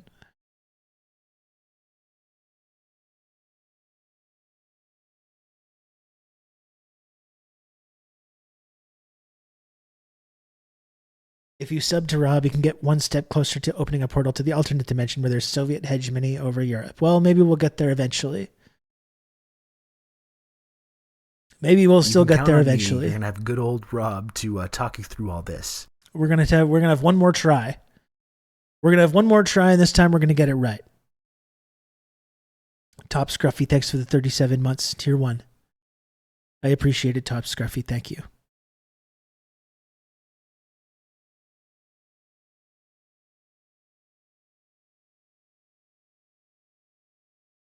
You can count on me. You're gonna have good old Rob to talk you through all this. That's what the real man in the high castle should have been. I mean, we're living in the horrible dimension. You can count on me. You're gonna have we're good living old in the Rob horrible to timeline. talk you through all this. I guess we're like the centrist timeline. And Top Scruffy, thanks for a gifted sub. And Amazing Bird Show, thanks for gifting a sub as well. We're in the centrist timeline because there's the timeline where America just joins Germany and the Nazis win World War II fully and really, instead of like subtly. There's the good future where America joins the Soviets in a partnership and an alliance after the war, and we move forward into a future of partnership and understanding and progress. And then we're in kind of the centrist dimension where it was kind of like there's a little bit of a, yeah, the Nazis won, but it's just not quite so overt. Midstopia, that's a good way of looking at it. Yeah, that was the Henry Ford future for sure. Have good old Rob to talk you through all this. Mid-ass dimension. We're in a mid-ass dimension now. Crackety Kraken, thanks for gifting a sub as well. I should get Aaron on the program. I've talked to him about it I think I was trying to schedule something with him a few months ago and it just kept falling through, but I would be happy. I love talking to Aaron, so I would be happy to have him on sometime.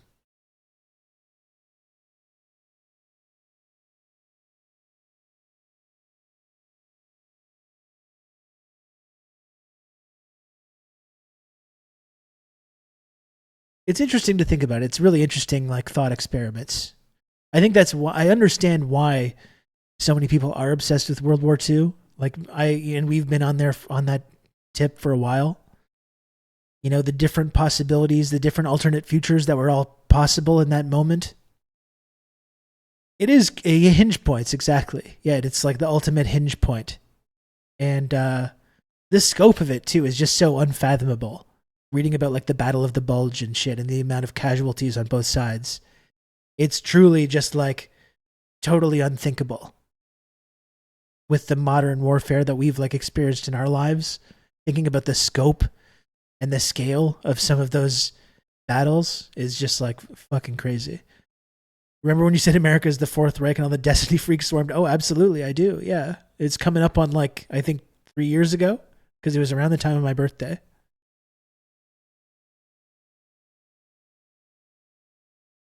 Because I used words that like technically because I gave them an opening. I gave them an opening because it was just a random reply to some dipshit on Twitter. Technically, the Nazis didn't exist anymore. But yes, I was correct to say it. I was right to say it. And I stand by it. There were no Nazis after 1945, sir.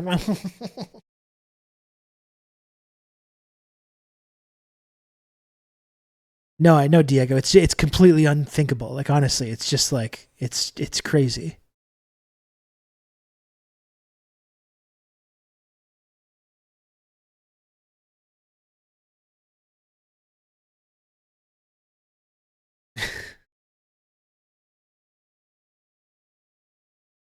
They renamed themselves NATO. Yeah, it's like there's a few subtle differences. There are a few subtle differences to what the world would look like if it had just been a full Nazi victory.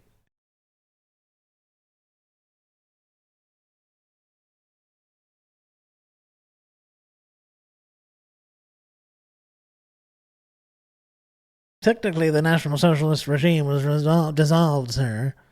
I think this is all fun and stuff, but I think you're falling into a trap of thinking of the U.S. as being effectively a blank slate that could have gone in any direction prior to the hinge point. The more I look at the history, the more I realize World War II wasn't really a hinge point, but more of the inevitable result of these trajectories. And maybe that's true, Joe. I guess there's a lot of stuff in Devil's Chessboard that made me really like reconsider a little bit some of that stuff. And like the different factions there were in the American ruling class. And I do think there was a possibility for the least bad faction of the American ruling class to like take the reins following those years, but for a variety of reasons it didn't happen.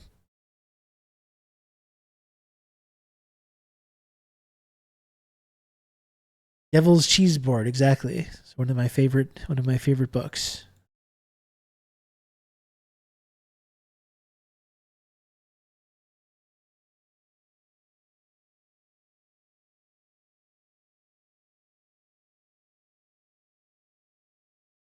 One more brief reminder, folks, before I move on. I'm at 8 out of 35 subs for the day. Hoping to get to those goals. I do have a little bit longer to hang out today. So if possible, if you can, please subscribe to this program. Help me make the little number go up. Join the community. You can gift subs. There's a lot of things you can do to become an elite member of this community. The Friendship Triangle system, that's Twitch's only two-dimensional triangle-shaped friendship access and trickle-down clout tiered reward system. There's a number of ways that you can rocket right up to the very tippy top of that system. So if you can, please do subscribe and help me make the little number, bottom of the screen, go up. The number's always got to go up. Kind of a robust and lively conversation. Exactly.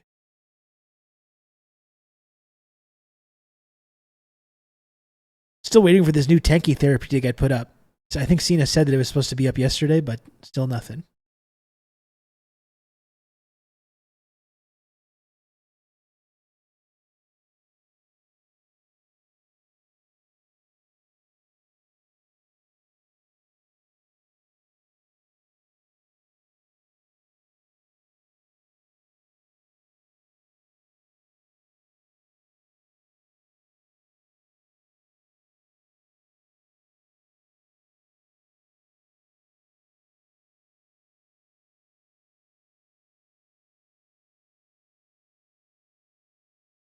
I think this is a pretty reasonable stance, Guillotine. World War II is both an inevitable outcome of the previous century or more of history and a hinge point where things could have gone very differently, but for one of a few variables. Yeah, absolutely. Like I've been saying, it's like FDR, tons of things to criticize about FDR, not a saint, not a perfect person by any stretch. But FDR dying when he did like fully doom the whole world to basically go on the path that we're on now.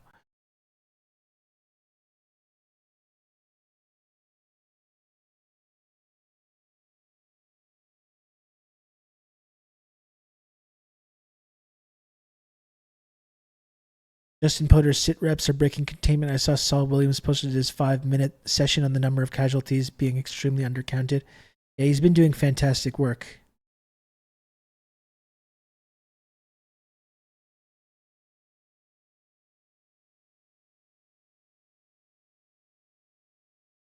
like I keep saying, you know, I keep pointing this out, but I'm like, I really feel like a strong sense of like sort of professional gratification. The fact that I'm like tangentially connected to, you know, some of these people that are doing this work.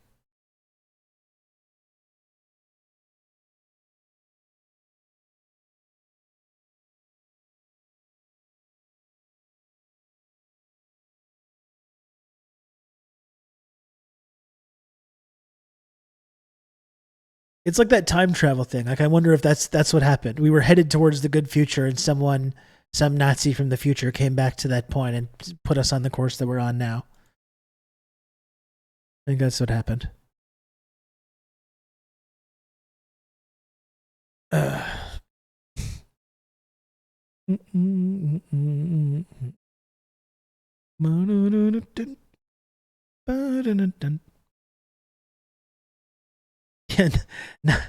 Time Nazis went back and gave FDR polio. That's right.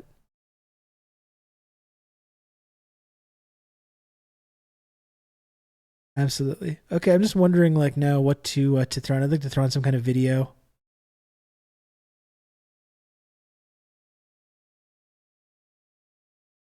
I got to look more into the internal power struggles that were taking place in the U.S., Rob. I'll give you that. Again, I'll keep recommending it, but I think for me, it's Devil's Chessboard has been so eye-opening about that. You can count on me. You're going to have good old Rob to talk you through all this. Help! I've lost all my weed in a series of small fires. Oh no. Low observable goat. Thank you. I'm sorry to hear that tragic news. Thank you for 33 months tier 1. I really appreciate it. Low observable goat. Thank you for that.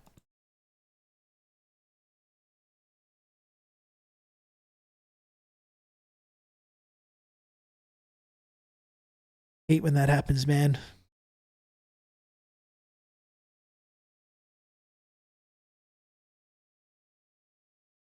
What am I doing here? What am I doing?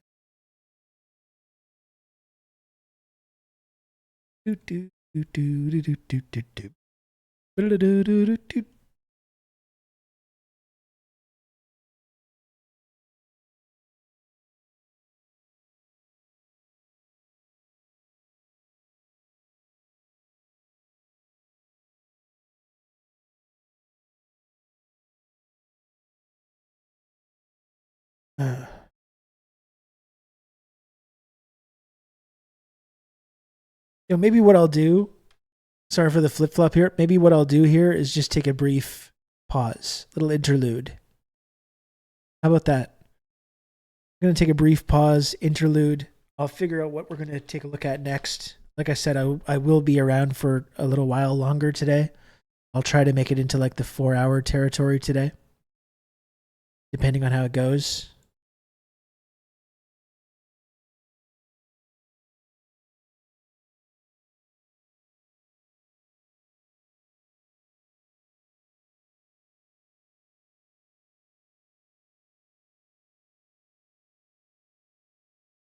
Oh man, I'm right as I say I'm gonna go on for 4 hours. I'm like gonna hit with a major wave of the EPs.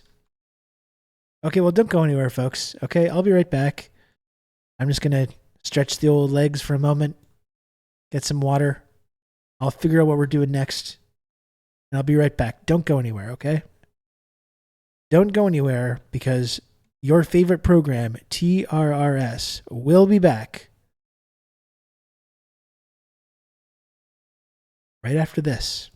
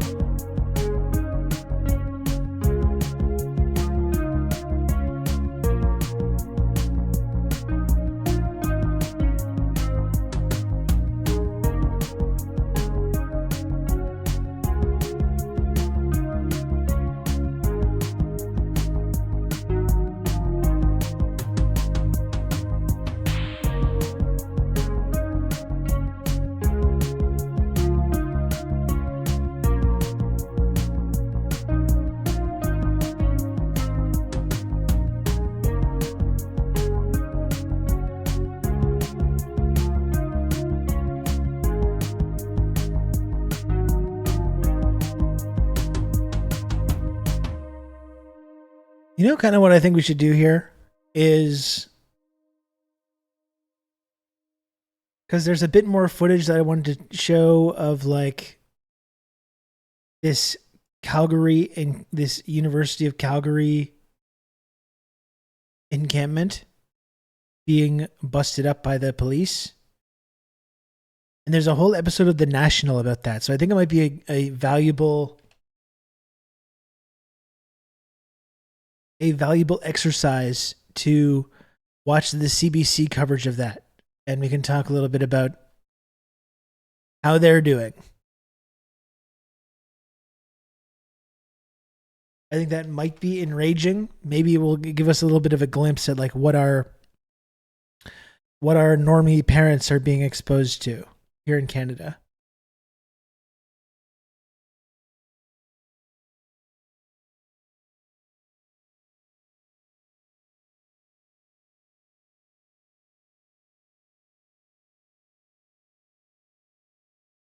Thought I had this clip. Let me see if I can find it.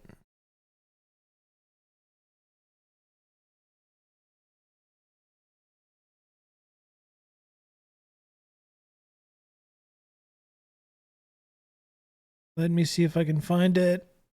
Excuse me.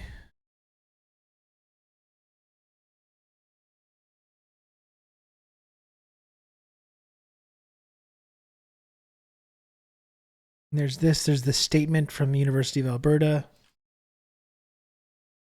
That.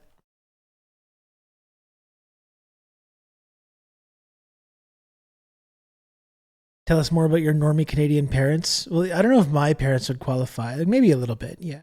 My dad's definitely not a normie. And my mom and her husband are somewhat normie, but also I think are more inclined to listen to what I have to say about these things. They definitely listen to what I'm not like a pariah when I go home and I start ranting and raving. My stepdad, John, seems kind of like he's almost like fascinated with me. He's like fascinated about what I have to say because it's like so far outside of like what he's used to hearing about. No. I think that might have been my first time in my life I've ever referred to him as my stepdad. I've never really thought of him like that. He's more of my mom's husband. They only got together like kind of after I was an adult, so still a cool guy though. Very cool guy. He went to school with John Lennon. He was in John Lennon's class back in Liverpool. Very normie, definitely, but someone who I think has at least had some of his previously held views challenged a lot over the last few years. And I think he does seem kind of fascinated with me and my viewpoint. He's always very interested in hearing what I have to say about this and other issues.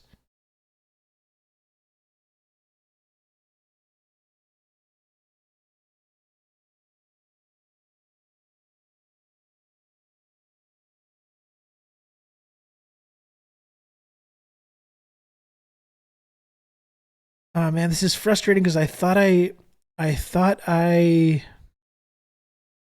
saved this clip and now I'm not sure if I can find it. I'm going to reach out to the chat to hope that maybe someone saw this.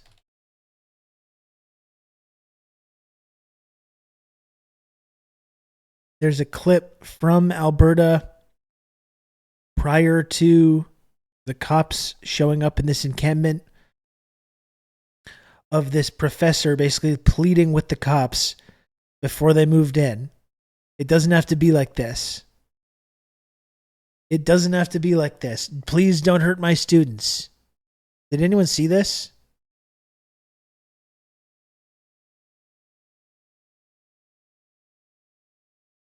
I just have to keep my mouth shut around my family these days. Yeah, I feel fortunate that I don't feel that pressure. I love to rant and rave about stuff when I'm around my family. And like I said, maybe don't always agree, but are definitely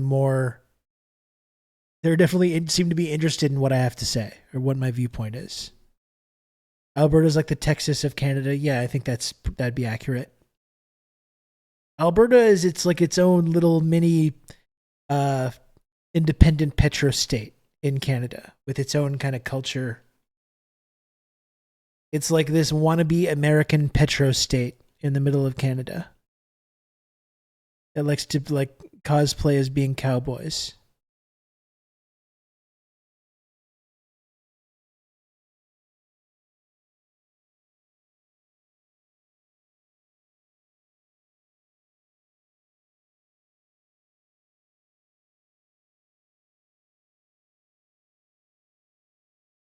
Does anyone know the clip that I'm talking about? I really feel frustrated that I didn't save that. I was sure that I did.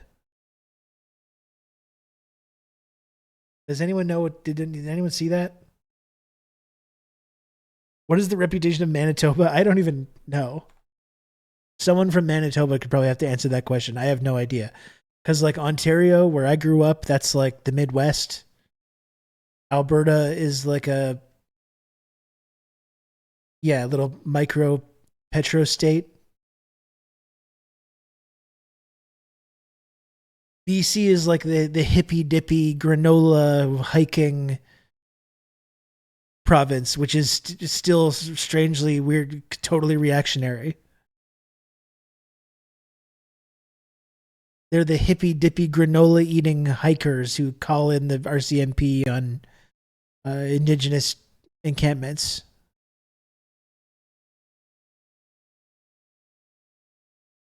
The culture is pretending to be Texan and being aggrieved about it.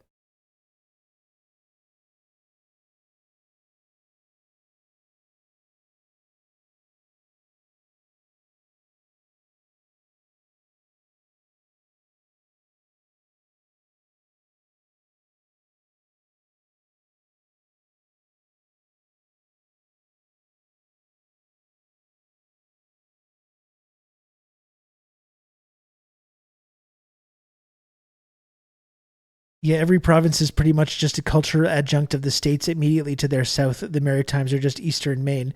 And that's what makes Quebec interesting, because it's the only province that's not like that. Quebec is just this unique spot in North America, I think, with a very kind of unique culture. It's the only province in Canada that doesn't resemble a American state immediately to its south. Yeah, Pacific Northwest puffy vest wearers in the US are similar to the BC. Exactly. It's the same kind of thing.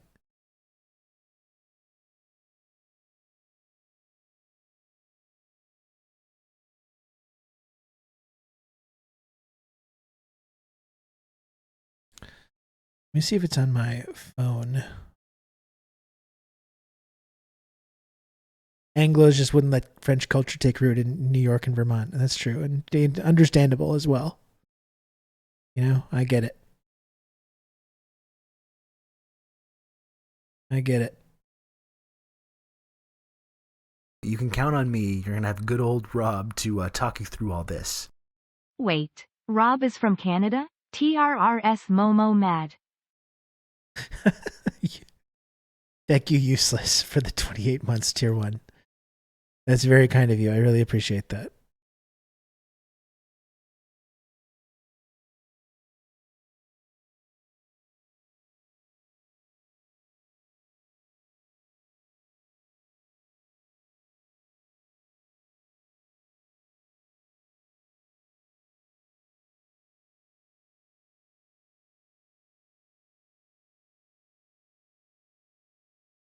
My nephew insists that Oklahomans, like we are, and Quebecois, like many of his online friends are, have a lot in common. Maybe we're at the southern border for them, just fold time and space.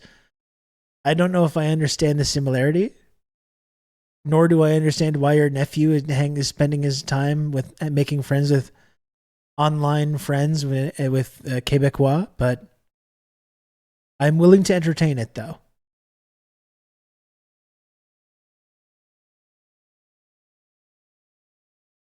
I'm willing to entertain this idea.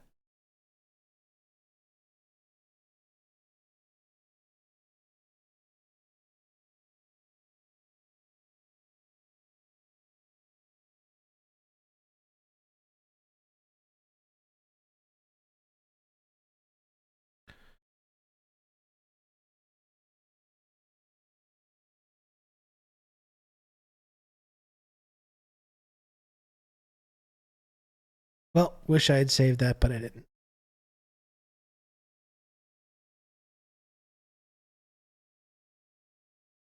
We used to be progressive about drug policy, but Vancouver's back recriminalizing substance. Yeah, I'm sure recriminalizing it's going to really help the opioid epidemic.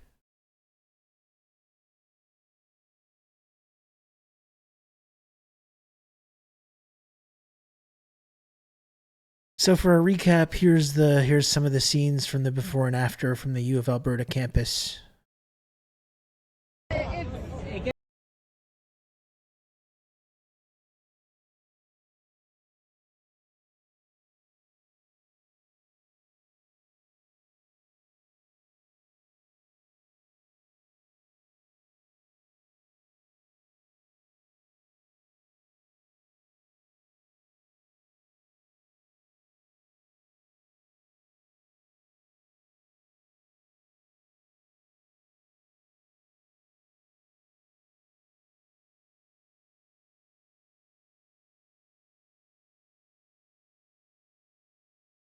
This guy just pleading with the cops not to go in. It's a really touching moment. Please don't hurt my students! Please don't hurt my students! Please don't hurt my students! It doesn't need to be like this! This is a beautiful gathering of community. This is what learning, what an education, what it is. We don't need to do this. We can put our guns, our weapons down and stop violence, stop occupation. The rights of the fan and who gets the right of resistance has always been about dollars and the color of your pigment. So that's a brief recap of what's been going on with this Alberta encampment. Let's take a look at this from 2 days ago. This is CBC The National about this incident, and let's see how this CBC coverage makes us feel. On a Canadian campus. Calgary police in riot gear forcibly clear an encampment. Did anyone, pay you or influence you to come here yourself? And as rumors swirl that outsiders are fueling Crimson protests, Jihad paid me. we break down who's behind encampments at other Canadian universities. CBC learns Toronto is getting a WNBA team. The little girl in me is just bubbling with joy. What we've learned about where they'll play and when. Yeah, I thought this whole episode was about this. I guess lights not. up global and Canadian skies. There are Let's big, just focus on the magical, encampments part. sort of mysterious things in the universe happening. The rare solar storm striking the Earth this weekend. I didn't see any solar storm shit. From CBC News, this is The National. Did anyone see the with solar Ian storm? Hannamansing. In Alberta tonight, pro-Palestinian protesters returned to the University of Calgary campus after demonstrators were forcibly removed by police last night. Their encampment dismantled just hours after it appeared. While most protesters did heed a warning to leave, those who didn't faced officers clad in full riot gear using shields and flash-bang explosives to drive them off the site. Within minutes, it was over after several protesters were arrested. And today, some of those protesters criticized police for their use of force, but others, including Alberta's premier, supported the move. Aaron Collins takes us through what happened and what the campus looks like the day after. We shall not be moved. This pro-Palestinian encampment up on campus for just hours, brought down in a flash and with a bang. Police moving in using force to remove students and their supporters. It was entirely peaceful the entire time until the police showed up. Protesters say officers left their mark. I have a feeling we're going to be hearing a lot of both sides on this one. And punched and beaten on the ground for a while. That police response leading to 5 arrests. We will continue to assist the university as required to remove any further encampments and to remove anyone else who has been trespassed and refuses to leave that property. Trespassed on a college campus, university campus where they pay tuition. Should point this out as well. This statement that came out, Jeremy Appel shared this as well. This is the statement that the University of Alberta put out. When the tents were dismantled yesterday morning, we found potential weapons, including hammers, axes, and screwdrivers, along with a box of needles.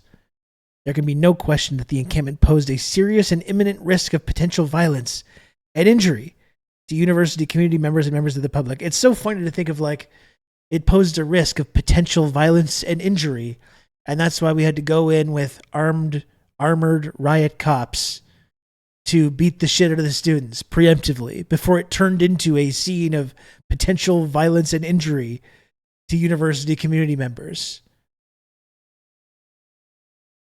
We had to go in and make sure that didn't happen. Yeah, just all camping equipment. At this tent encampment, we found a bunch of camping equipment and tools. And you know, this is like word for word the exact justification when they massacred people on the flotilla for peace in 2010. Oh, we found like forks and knives on there. Like it's the exact same strategy, the exact same mentality. Needles for medical or diabetic purposes or for sewing, yes. Like it's literally just describing the things that you would expect to find at a tent encampment and being like, these are potential weapons. This maybe, possibly, can you imagine how scary it would have been if this would turn into a violent situation? This serious and imminent risk of potential violence and injury to university community members. So we had to beat the shit out of enough students to ensure that it did not happen.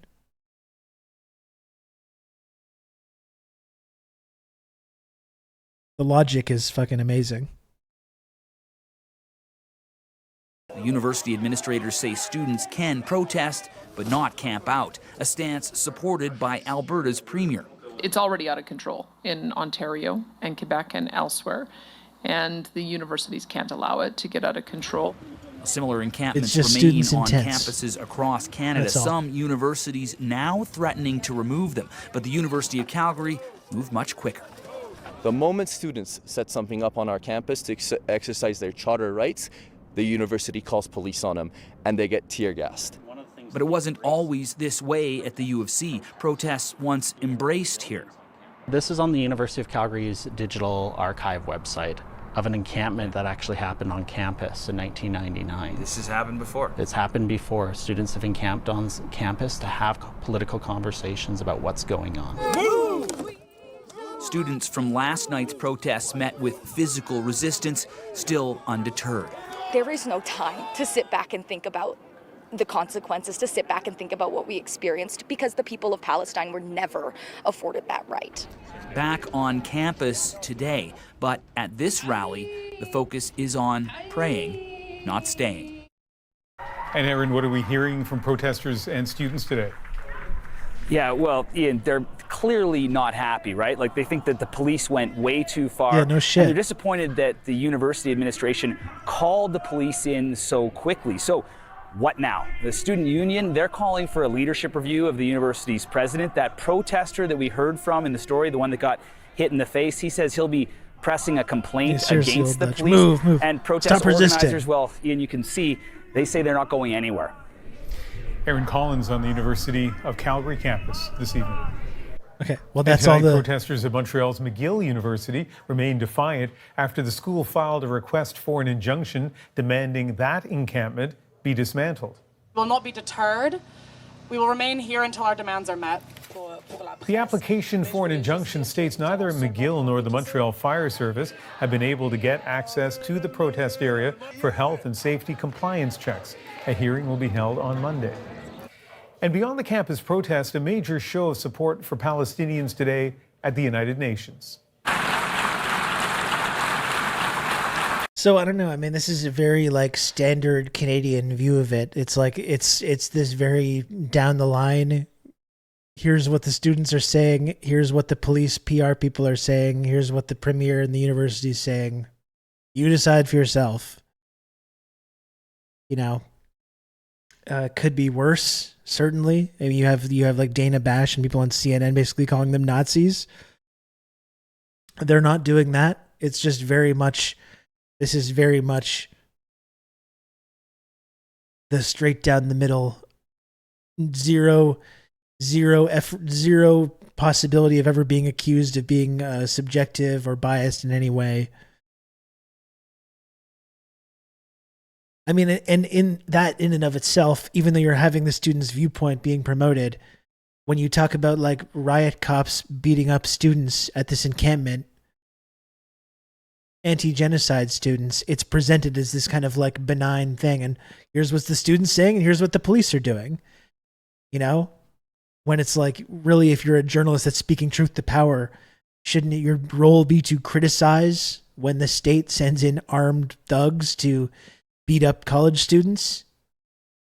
You know, instead of just presenting it as two sides of the situation, Here's what one side wants, and here's the armed agents of the state that are beating them up.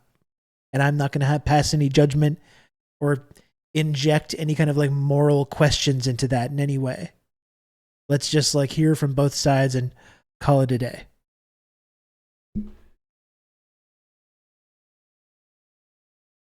Got to give the premiere equal screen time. Of course, let's not push back on anyone's kind of comments. Let's not push back or ask any tough questions about it.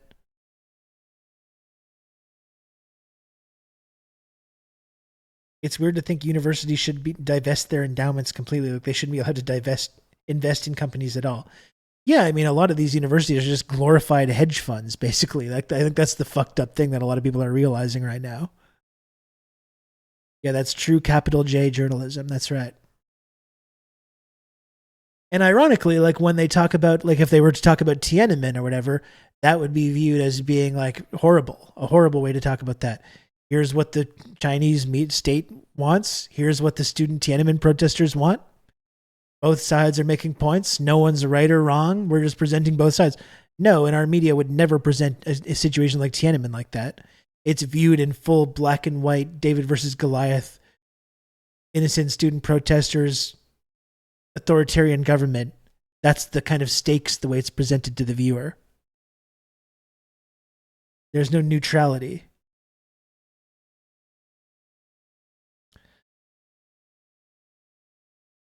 They should only be allowed to invest in Donghua Jinglong glycine. Exactly. And that's a safe bet. Why invest in these like monstrous Israeli weapons companies when you can invest in the producer of extremely high quality industrial and food grade glycine, Donghua Jinglong? They're hedge funds and landlords. Yeah, exactly. So I guess that's the problem, right? It's like, no, it's not taking some kind of like anti-student stance. It's not taking some kind of overtly pro-Israel stance, but it's still making zero effort to kind of like impose any kind of a morality or like do any kind of serious, difficult journalism. It's merely presenting as this thing that's happening and presenting both sides and allowing the viewer to kind of come up and just like project whatever they want onto it. It should be a new official sponsor. It should be.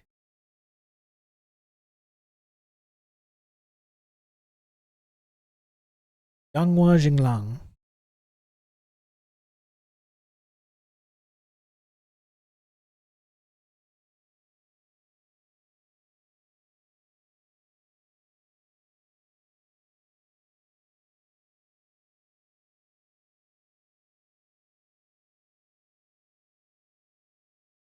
This looks good to look at. It's from a couple days ago, but it should be good. We need a new system. We need a new society. We need to demand that which may have sounded impossible even a few weeks ago, but is not only realizable, but an imperative necessity. You can count on me and good old Rob to talk you through all this. Cauldron of Bats, thanks for the 15 months. Appreciate it. Thank you.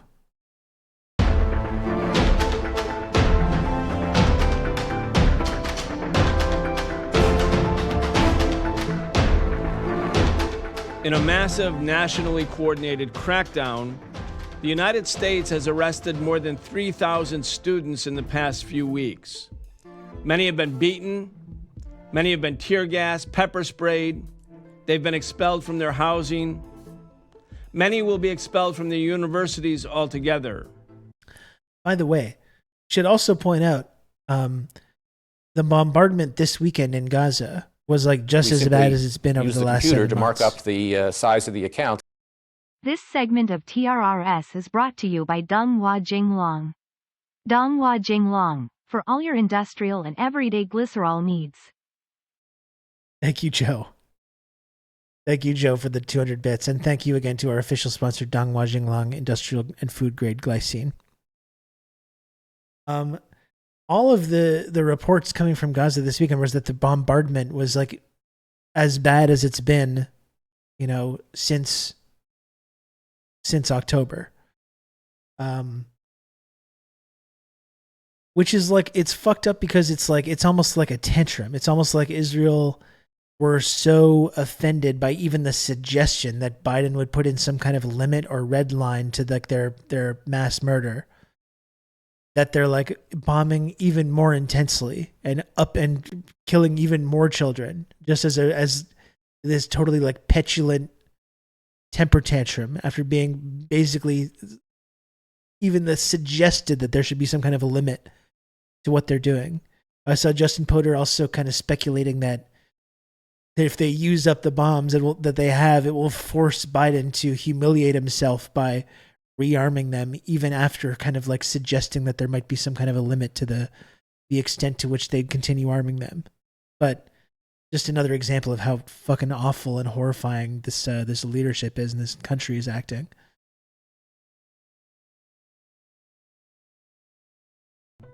At the same time, the United States bombs and missiles Hello, are Mom being Jacobus. used by the Israeli government to launch a devastating attack on Rafah, a city in south part of Gaza where more than 1 million Palestinians have taken refuge. Welcome to the Socialist Program. I'm your host, Brian Becker. Today we're talking with Leanne Fulihan. She is a Palestinian organizer with the Shut It Down for Palestine Coalition. She's a popular educator, organizer, and the education director at the People's Forum, and she is an editor at 1804 Books. We're also speaking with Manolo de los Santos. He's a researcher at Tricontinental Institute for Social Research, and he is a founder and executive director of the People's Forum. Manolo, Leanne, welcome back. Thanks for having us. Manolo's been getting targeted by like thank you for the joining. cops and like Leanne the press and Manolo, in New York we were as well. In the streets again last night. They're trying to turn Manolo into like the scary socialist boogeyman. And what's interesting about this generation is that people like Manolo don't seem to be very scared by getting this kind of smear. It's not like, what, how dare, no, I'm not a Marxist, I'm not a socialist. You know, this whole tactic of the media kind of like holding people up like this when they're traditional Democrats or whatever. But people like Manolo are not going to run away from that designation. They're not going to run away from that kind of attention. They're going to lean into it, which is something that's somewhat new about this generation, I think. Manolo, you were targeted for arrest again by the NYPD. The New York Post ran a major story about it. Again, they got most of the facts wrong, but it is the New York Post after all, so nothing surprising there. Leanne, you were at the Fashion Institute of Technology later in the evening. That was the last encampment that had not yet been shut down by the police, but it too was raided. More than 20 people, I believe, were arrested. I want to start with a clip of the police crackdown last night at FIT, and then I want to get your thoughts, Manolo. This as the police made their way into this encampment that started back on April 25th. Now, some officers wearing riot gear, others wearing standard uniform. Well, this as they narrowed in on this area that was occupied as demonstrators can be heard chanting. Well, this scene similar to what we saw just last week in the wake of demonstrations and encampments that flooded universities and college grounds, including NYU, the New School, and Columbia.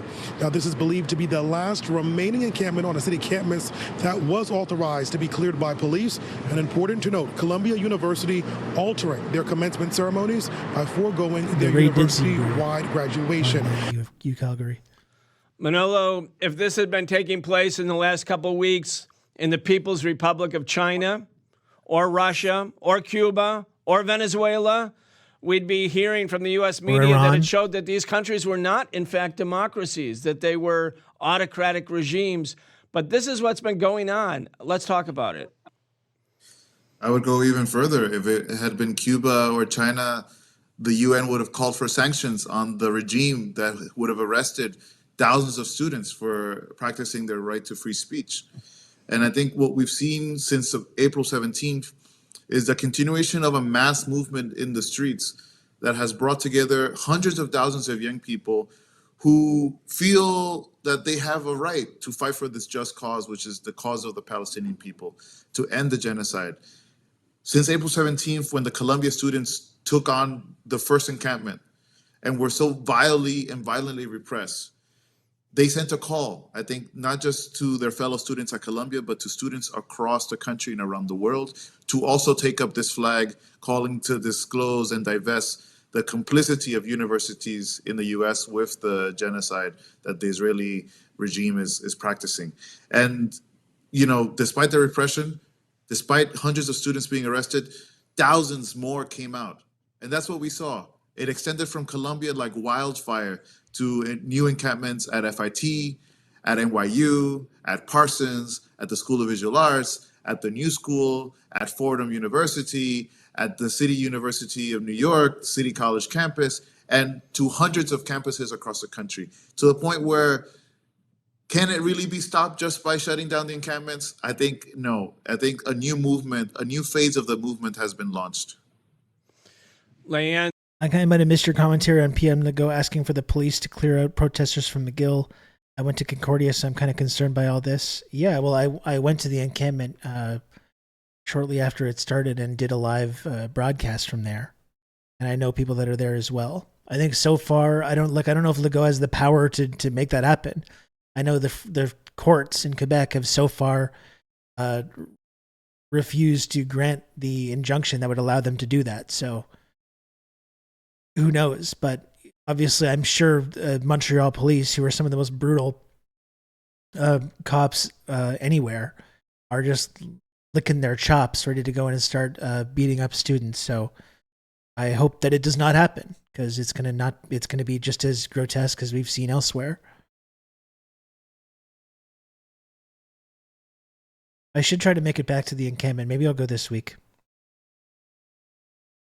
The mayor of Washington and the New York City Police Department, the Washington, D.C. Police Department, were going to be called on the carpet before Congress today in hearings because they had not yet shut down the George Washington University student encampment. It's been completely peaceful, but and the university called on the Metropolitan Police Department in D.C. to come in and do as the NYPD did to the Columbia students and NYU and now FIT and CUNY students.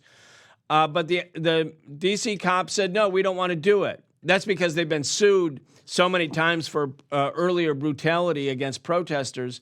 They said no, but when Mayor Bowser in D.C. was going to be having to testify before Congress, they sent the police in this morning, and that campus encampment was also shut down. And all of the media has been demonizing the students. They've been saying the students are bringing violence to the campus, that they've been disruptive of education. And then I'm thinking, well, what about the students in Gaza? What's going on with them? We have another clip. It's like, what is actually happening to the education and campus life of Palestinian students in Gaza, who these Democratic mayors, these police chiefs, the media, they don't seem to care at all. But just watch this clip. Israel University, Gaza's youngest university, was established in 2014 with a simple goal: ensuring poverty would not stand in the way of any Palestinian that wanted to pursue a college degree. Israel was known for its towering main building and archway entrance, constructed as a love letter to Islamic architecture. The university was actually set to mark its 10th anniversary this year, and to celebrate that milestone, the school planned to open a public museum on campus, housing more than 3,000 artifacts, including relics from the Roman Empire to more modern pieces of Palestinian history and culture. However, Israel University and all of the history it housed within its walls has now been destroyed.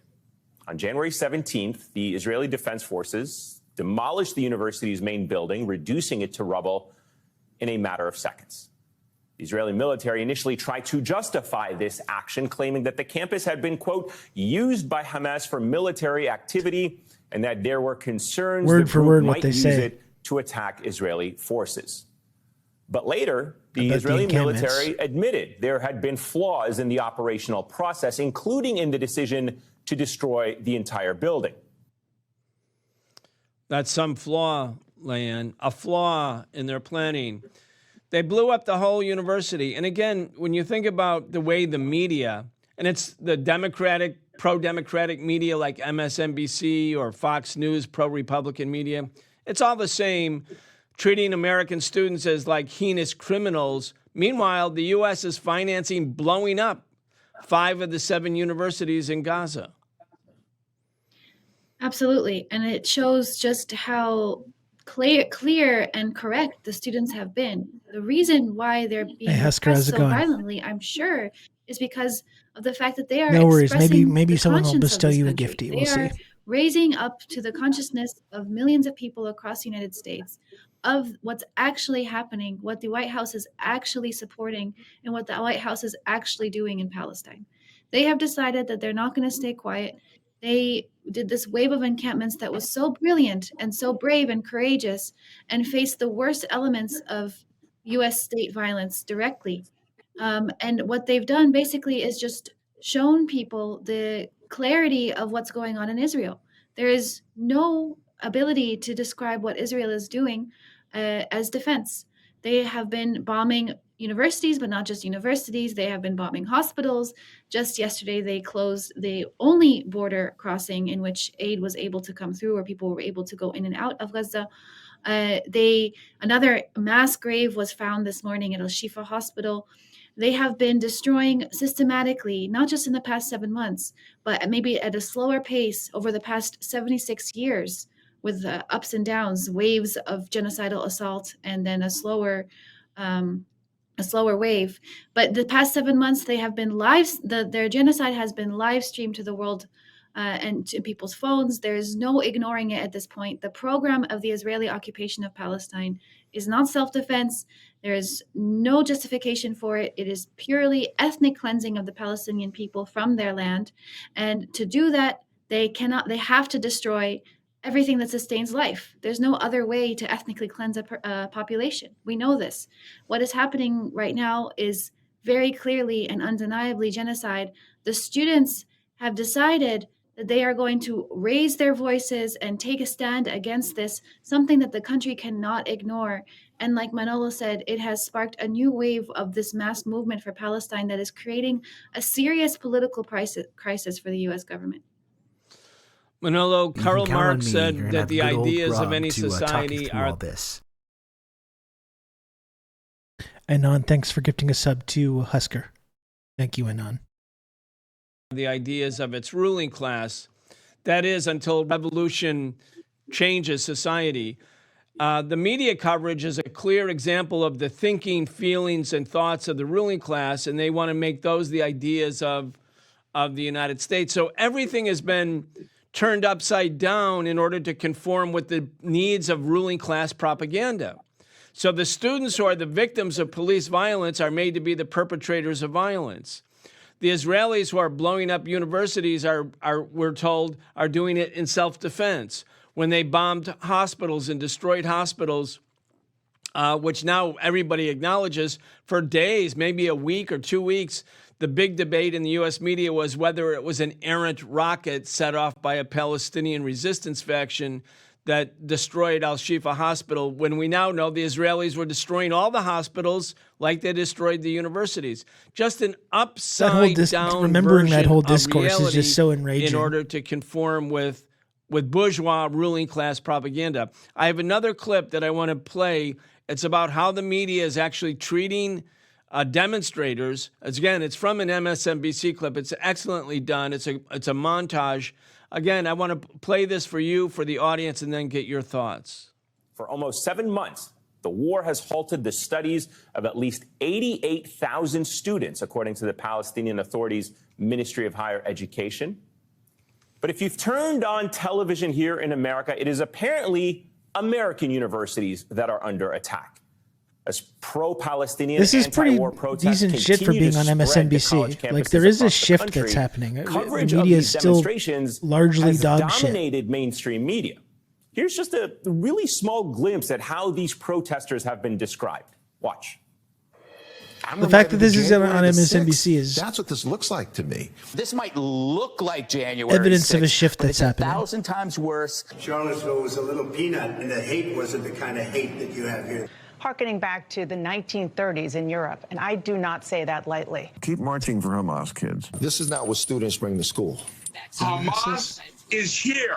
Even the notion of an encampment is a physical threat. We have a terrorist group marching in New York right now. They're dumb and or Well, unattractive. thank you to the Take it to the Funkasaurus. bank. They have been brainwashed. The by TikTok Funkasaurus to has weighed believe in. that Israel's actually committing a genocide. What's happening on college campuses is rooted in anti-Semitism. They are embracing the rhetoric and the ideology of Hamas. Did that negotiating with terrorists work for them? We are going to have fascism as a result of these protesters. We are going to have fascism as a result of these protests. All right, Manolo, that could be a Saturday Night Live skit, right? I mean, it's like the 1930s. The students are Nazis. The students are, the advocates of Hamas. The students are brainwashed by TikTok. Anyway, go ahead. It's a joke in many ways, but sadly a joke in dangerous times. Because to talk of these courageous students who are setting up tents on their school campuses as acts of terrorism or acts of violence, when there's actually a genocide happening right now as we speak, is not just hypocritical, but is downright shameful. To talk about violence of the students when we know that over 40,000 Palestinians have been massacred, have been killed, that the Palestinian people as a whole are under the threat of extermination, is embarrassing. And it clearly shows that ultimately this level of malignment is because the US government, the Biden administration, Democratic mayors and governors across the country are deadly afraid of these students. They're afraid of what these students represent. They're afraid that the courage of the students actually knows no bounds. Ultimately, it's easy to take down a tent. It's easy to take down an encampment, but the blood of the Palestinians cannot be easily washed away. That is a crime that will live for a long time in the minds of millions of people who have had to watch this genocide take place on live and television, on our social media for the last 7 months. Leanne, nothing like this has happened in the United States for a half a century. I mean, we all know about Kent State and Jackson State, the mass movement of students, the takeover of university buildings at Columbia in 1968. But this is a historic moment. These are not students, they're terrorists, is the underlying message, and for some overt. For sure. They're Nazis, they're terrorists. And that's pretty much what it's going to come down to, right? It's like if you have if you're against empire, if you have a criticism of our empire, whether it's in Israel or any of our other proxies, Ukraine or whatever else, terrorist. You're a terrorist. That's not a legitimate form of speech. Of course we have free speech. Of course we have free speech, but except when it comes time to talk about these geopolitical issues, when it comes to talk about Israel or whatever else, then you're an anti-Semite, you're a Nazi, you're a terrorist. And you just have no rights. All your rights are just gone because you don't. Our whole idea of free speech is just this complete mirage. Yeah, you don't have to blow up a pipeline to be a terrorist now. You just have to say you don't like it. And ironically, the United States did blow up a pipeline and never had any consequences for it. The most insane faction of these people legitimately want to bomb campuses in the U.S. and wherever there are protests. Oh yeah, absolutely. It's absolutely psychotic. Anyway, you've been there from the beginning. You've been with the students. It absolutely is a historic moment. And I think it's a result of the fact that the past decade, more than that, but the past decade has really been characterized by crisis after crisis that has torn away the facade of the U.S. system and has shown people exactly whose interests it is representing and with what objectives. People have had enough of the U.S. war machine massacring people by the millions worldwide. And then anyone who speaks up against this, anyone who rejects the agenda of the United States system, either outside or inside U.S. borders, is treated like an enemy of the state. The students there's been a student movement to divest from Israel for decades, actually. The SJP, Students for Justice in Palestine, organizations across campus, National Students for Justice in Palestine, have been running a divestment campaign for a long time. This has been a long-term struggle, but it's converging now with this past 7 months of mass mobilizations that have taken the country by surprise. People have completely woken up to the reality that the United States does not support peace, democracy, or human rights across the world. No. They are unconditionally supporting Israel, even now, while they are hesitating on certain things. They have not actually concretely totally a severed their smokescreen. unconditional support for Israel and Israel's occupation of Palestine, and people have had enough. They are suffering from the impacts of an unequal capitalist exploitative system here in the United States, a white supremacist infrastructure of the state and state violence. And then they're witnessing a US funded, engineered, and executed genocide Brian, come of on, the sir. Palestinian people live streamed to their phones. People have had enough, and the students have actually given a lot more energy to this mass movement. It's been going on for 7 months, and it hasn't ebbed at all. And now we're only seeing the political pressure coming from the grassroots increasing to even more unprecedented levels. One of the favorite methods used by the media, Manolo, is demonizing people, demonizing targeted governments, as we talked about, demonizing Cuba or Venezuela. But these students who are U.S. citizens, for the most part, certainly at U.S. campuses, they're being demonized. And they're also the victims of violence. I want to play a clip. It's about what happened at UCLA. But when you listen to this clip, you would think perhaps the students were the perpetrators of violence when in fact they were the victims of violence by right-wing Zionist forces. Again, let's listen or watch this clip. More violence is erupting on college campuses after a night of unrest from coast to coast. Police have been trying to break up anti-war protests at several of America's top institutions. Clashes are still ongoing between police and demonstrators at UCLA. Dramatic new video shows fighting between pro-Palestinian and pro-Israeli groups, with some people apparently throwing fireworks into an encampment there. At the University of Arizona, police clashed with pro-Palestinian protesters and deployed so-called chemical irritants to break up demonstrations on campus. And in New York, the NYPD descended onto Columbia University and City College, arresting at least 100 people as they cleared pro-Palestinian encampments and removed protesters barricaded in Columbia's Hamilton Hall. Yeah, you would never know, Manolo, that the students were actually the victims at UCLA of violent assaults by pro-Israeli demonstrators, counter-demonstrators, and the police and campus police just stood there watching. You would also not think that these students are unarmed, that they're actually organizers and activists for peace, that there are protesters who have essentially used the medium of building an encampment, a simple tent setup, as their protest. They're being painted as violent, as terrorists. They've been threatened with all sorts of tactics that range from everything from being suspended to being expelled to being arrested and charged with all sorts of ridiculous accusations. But ultimately, what we're seeing here is the violence of the police departments across the country in collaboration with what you could almost call Zionist paramilitary groups that have been given a free hand to attack students and to attack protesters, all happening under the administration of the Biden government with no call to questioning. No one seems to see the hypocrisy in this. And again, I raise, what is the violence of the students? We have not seen any acts of violence by the students, but yet we see on a daily basis the desire of the Biden administration to crush these student encampments by all means.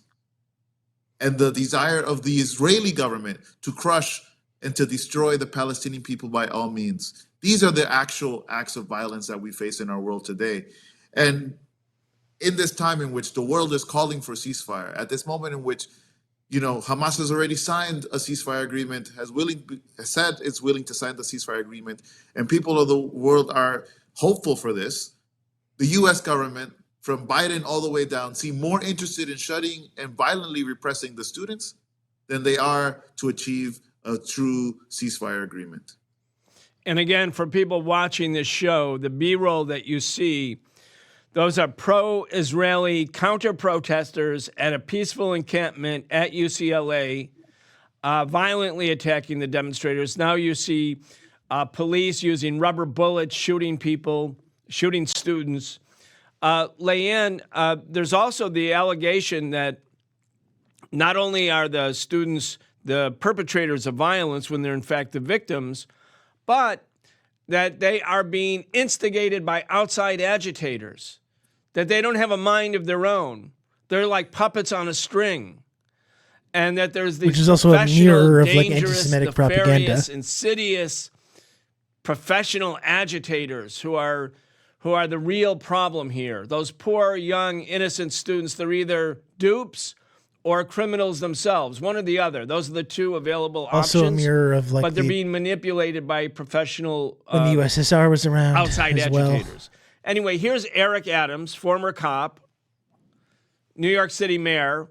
It's a short clip. I want to play it, then get your comment, because it also has been targeting Manolo and the People's Forum, the organization that both of you work for. Anyway, let's watch this Eric Adams clip. At a press conference this week, Adams attempted to They've already tried to come the after NYPD's People's Forum crackdown as on well in Columbia the New York University, Times before all this claiming started. he's preventing young people from being, quote, radicalized by professionals. All right. Well, it wasn't a clip of him, but it was about him. But that's what he's been saying. And we have the front page of the New York Post. Is that illegal? Is it illegal Manolo, to be a socialist and try and radicalize people? Like that's the whole fucking point. Like you've achieved otherwise known as just talking to people. Again, you know, you are the otherwise known as just like talking to people about things that are happening and trying to promote your like political and economic and social perspective to people and try and convince people and pull people into your camp. You know, they talk about this thing like, is this nefarious? You're not allowed to do that. No, that's not allowed. No, you're not allowed to go and talk to people and promote your like political viewpoint. Like, I thought this is fucking America. I thought that's the whole point. That's the whole thing that you're supposed to fight for, that you're supposed to maintain. But this idea of socialists going into these movements and trying to make other people into socialists and anti-imperialists as well is treated as like inherently like wrong somehow, or like not fair.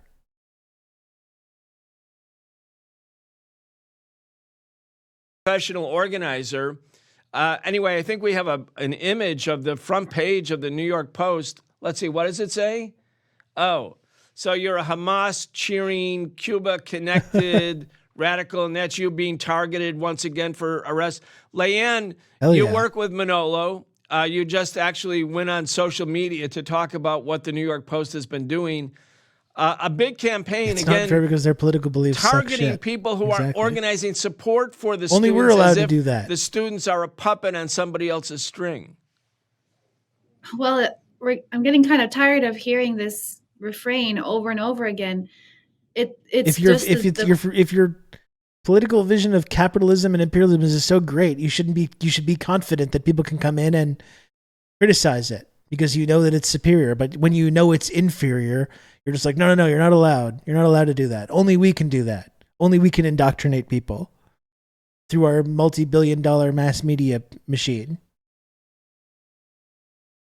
Corporate media running dogs for U.S. imperialism, insisting that no one could actually have a position against the U.S. agenda or a U.S. foreign policy without being manipulated by some outside force. They I want was to trained by to the Hamas US in Iran, public of course. that Like, this should make that position clear. is But somehow outside I don't the think other bounds people of were. rational thinking. When you are executing an entire genocide, of course people are going to raise up and be outraged and angry and reject the genocide. There is no other position that these people who are everyday people who believe in human dignity and the right to life and survival and an end to occupation, this is what people are going to, this is the position that people are going to have. So it's a ploy by the White House and corporate media to try to manipulate people into being afraid, thinking if I do have this position, then perhaps I'm going to be seen as a terrorist or some sort of outside agent. And honestly, the New York Post and other right-wing media, it's kind of getting to a ridiculous extreme, their obsession with Manolo.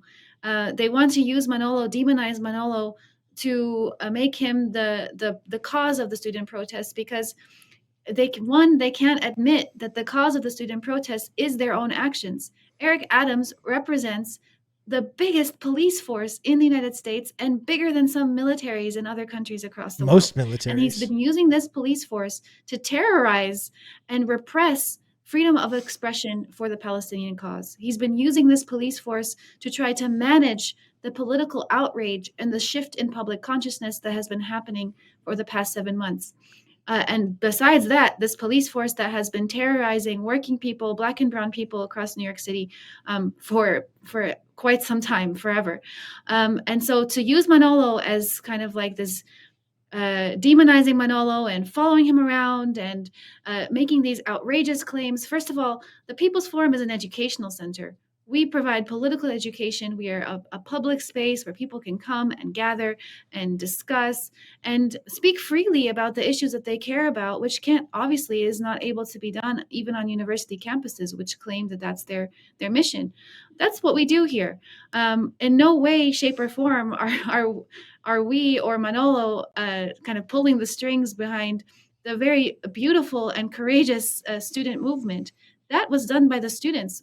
We need to give credit to where it's due, and it's a righteous act. It is something that is in defense of justice. What the New York Post has been doing, what the capitalist media has been doing, Eric Adams and his public tweets and his press appearances, they are trying to, again, like you've showed before in the previous clips, twist the narrative to make it seem like those who are standing up against the violence, against the genocide, are themselves the perpetrators of violence. Yeah. And I'll just end with one thing. I mean, Eric Adams had a press conference. I'm not sure if that quote was from the same press conference yesterday about some graffiti on the World War I memorial. He had an entire press conference about some graffiti and has said nothing about far-right actors, Zionist extremists, running over a college student yesterday. And running over and attacking pro-Palestinian protesters. He said nothing about his own police force using extreme examples of brutality to repress the student movement And and the fired a Palestinian gun. movement. So the hypocrisy is at its extreme level. Inside the hall when they were clearing out that hall. Manolo, It's an absolute miracle that no one was killed. That's a good point that Leanne's in that making. raid. You know, It was an absolute Eric miracle. Adams upset about World War I monument or statue or whatever it means, spray painted. Okay.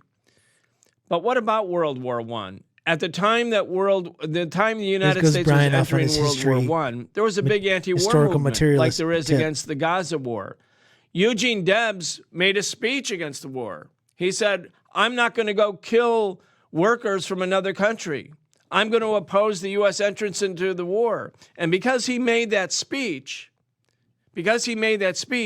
he was sentenced at age 66 to 10 years in prison, and he went to prison.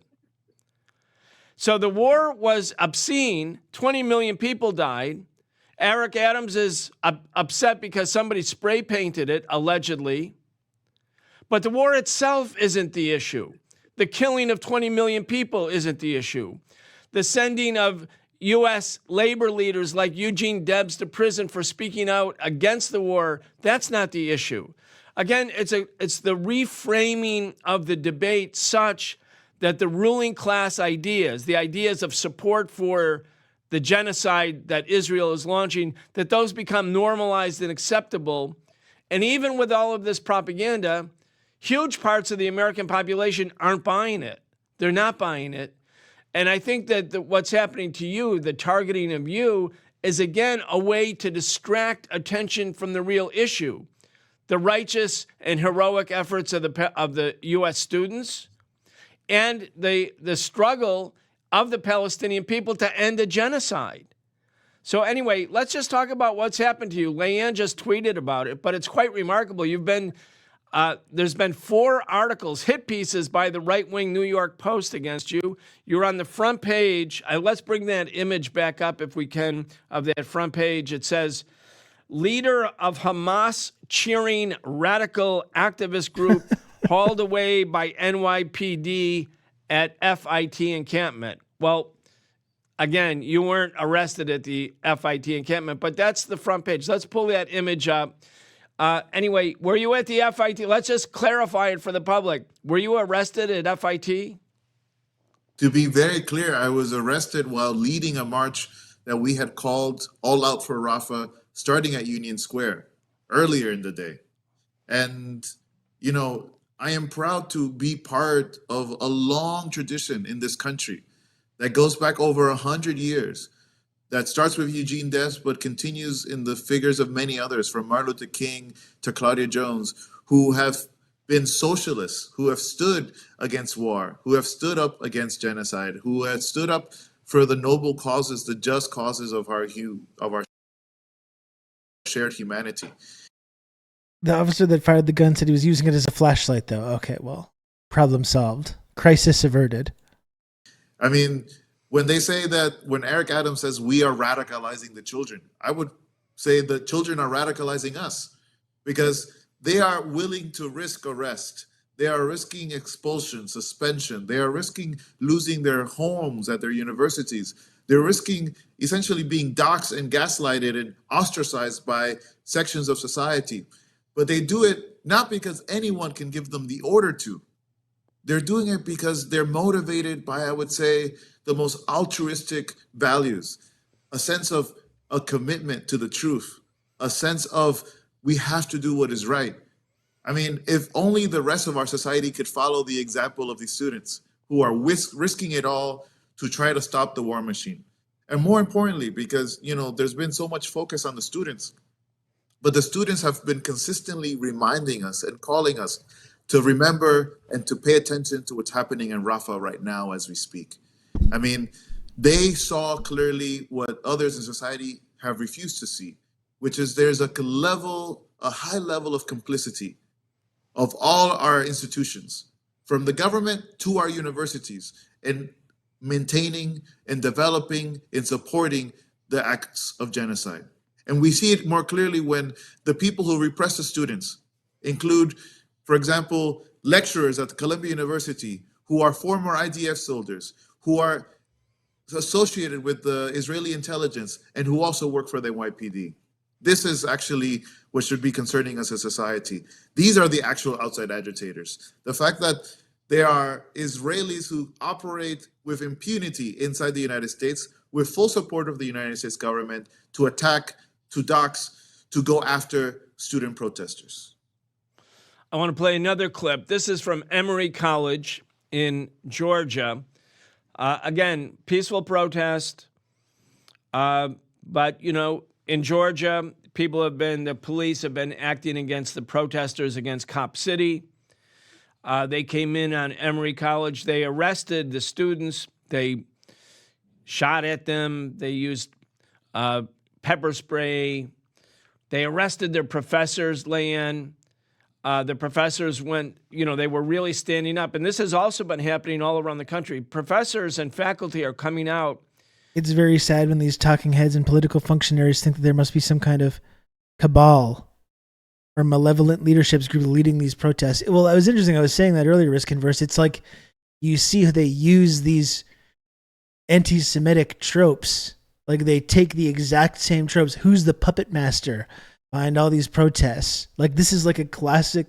This is like part of like anti-Semitic conspiracy. The whole like Judeo-Bolshevik conspiracy. That's what it was, right? The Germans being like, what are these socialists and trade unionists in our society? What's causing it? Marxism. It's this Jewish conspiracy. So it's weird how supporters of Israel actually use the exact same kind of tactic while leaving out the Jews that are supposed to be allegedly dangling the puppet strings in the first place, but use all these exact same strategies to smear their opponents. In some cases, you have people even doing the things, being like George Soros is funding it. George Soros is behind it.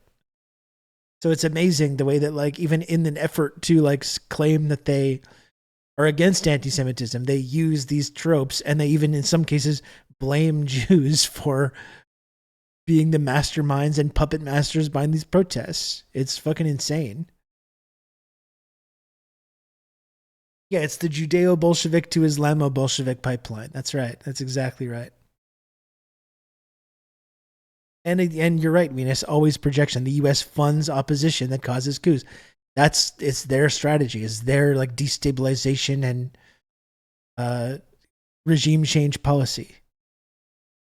I think these demonstrations are going to show a lot of people who may feel hopeless that there actually is power in collective action. Will maybe start to fuel them to get involved to make changes. I would hope so. I think there are a lot of normies that are waking up to certain fundamental realities about what our values actually are, what we profess our values to be versus what they actually are. And a lot of people are starting to get the message. Listen, Rob, you can't just accept that those kids at Duke walked out listening to one of the most important comedians in their lifetime. Exactly. They were just too woke. They were too woke. They weren't ready to absorb the controversial comic stylings and the high-level ideas that Jerry Seinfeld was going to expose them to. They just couldn't do it. They had to get out of there.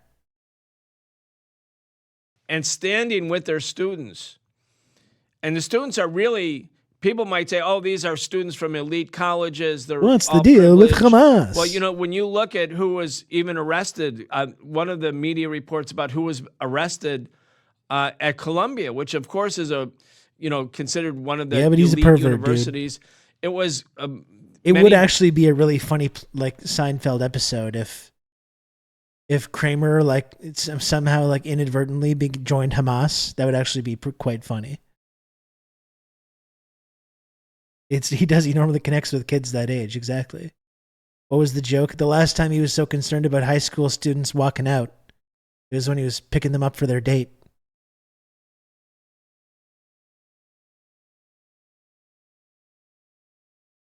I can attest to the fact that a lot of normies are waking up. I organized in a parents group around Palestine, and there's some people coming in fully radicalized, but a lot that are being exposed and very open to radical ideas. There is a shift happening. There's a profound shift. And the more desperately they flail to prevent this from happening, the more they just encourage it. But they can't help themselves. The stench of desperation is so strong from this kind of ruling class. They told me from the river to the sea, Jerry. From the river to the sea. Oh, yeah!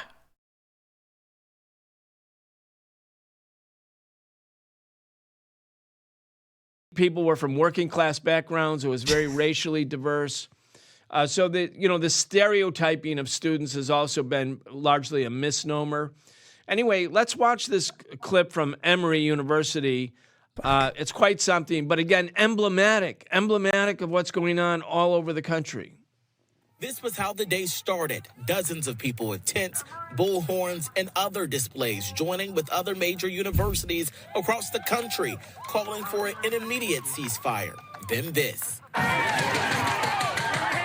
Emory University police called in Atlanta police and the Georgia State Patrol to try to disperse the crowd. We were the only station on air to bring you live coverage as pepper spray was deployed. Tasers were used. It's weird how pepper spray has become so normalized too. This is a chemical weapon. Hauled away in restraint. I was just walking, so I don't know why. You're hurting me! Ow! Let go! Free Palestine! Free Atlanta! Listen, Emory University, we're better than this. We're better than this. My faculty, I'm president-elect at the University of Senate. You say your name? Noelle McAfee. According to Emory University's website, she is with the philosophy department. She wasn't the only staff member detained. I'm just here to support the students and the peaceful protest. So, Leanne, really something. They're treating the students and the professors as enemy combatants. So you can say anything you want about the U.S. as this great democracy with the right to free speech and to assemble and to redress grievances. But when people actually do it, they're not only being beaten and pepper sprayed and tear gassed and arrested, expelled from their universities, without, there's no real due process in these disciplinary hearings. But those cops, they're treating the protesters, the students, and the faculty as enemy combatants. Well, that is really quite something, and very much exposing the fact that the United States requires the control of not only financial, economic, and military flow and power, but they also require the control of public opinion in order to maintain and reproduce the U.S. system. And so, in fact, what we've seen over the past 7 months is that the United States has been defeated in the arena of public opinion.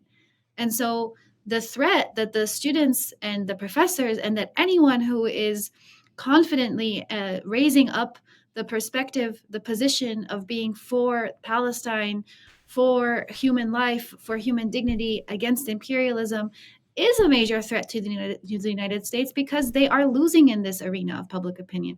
Now, the fact that they are coming out with military grade repression just shows how much the U.S. is evaluating this shift in public opinion as a threat to the existence of the U.S. system.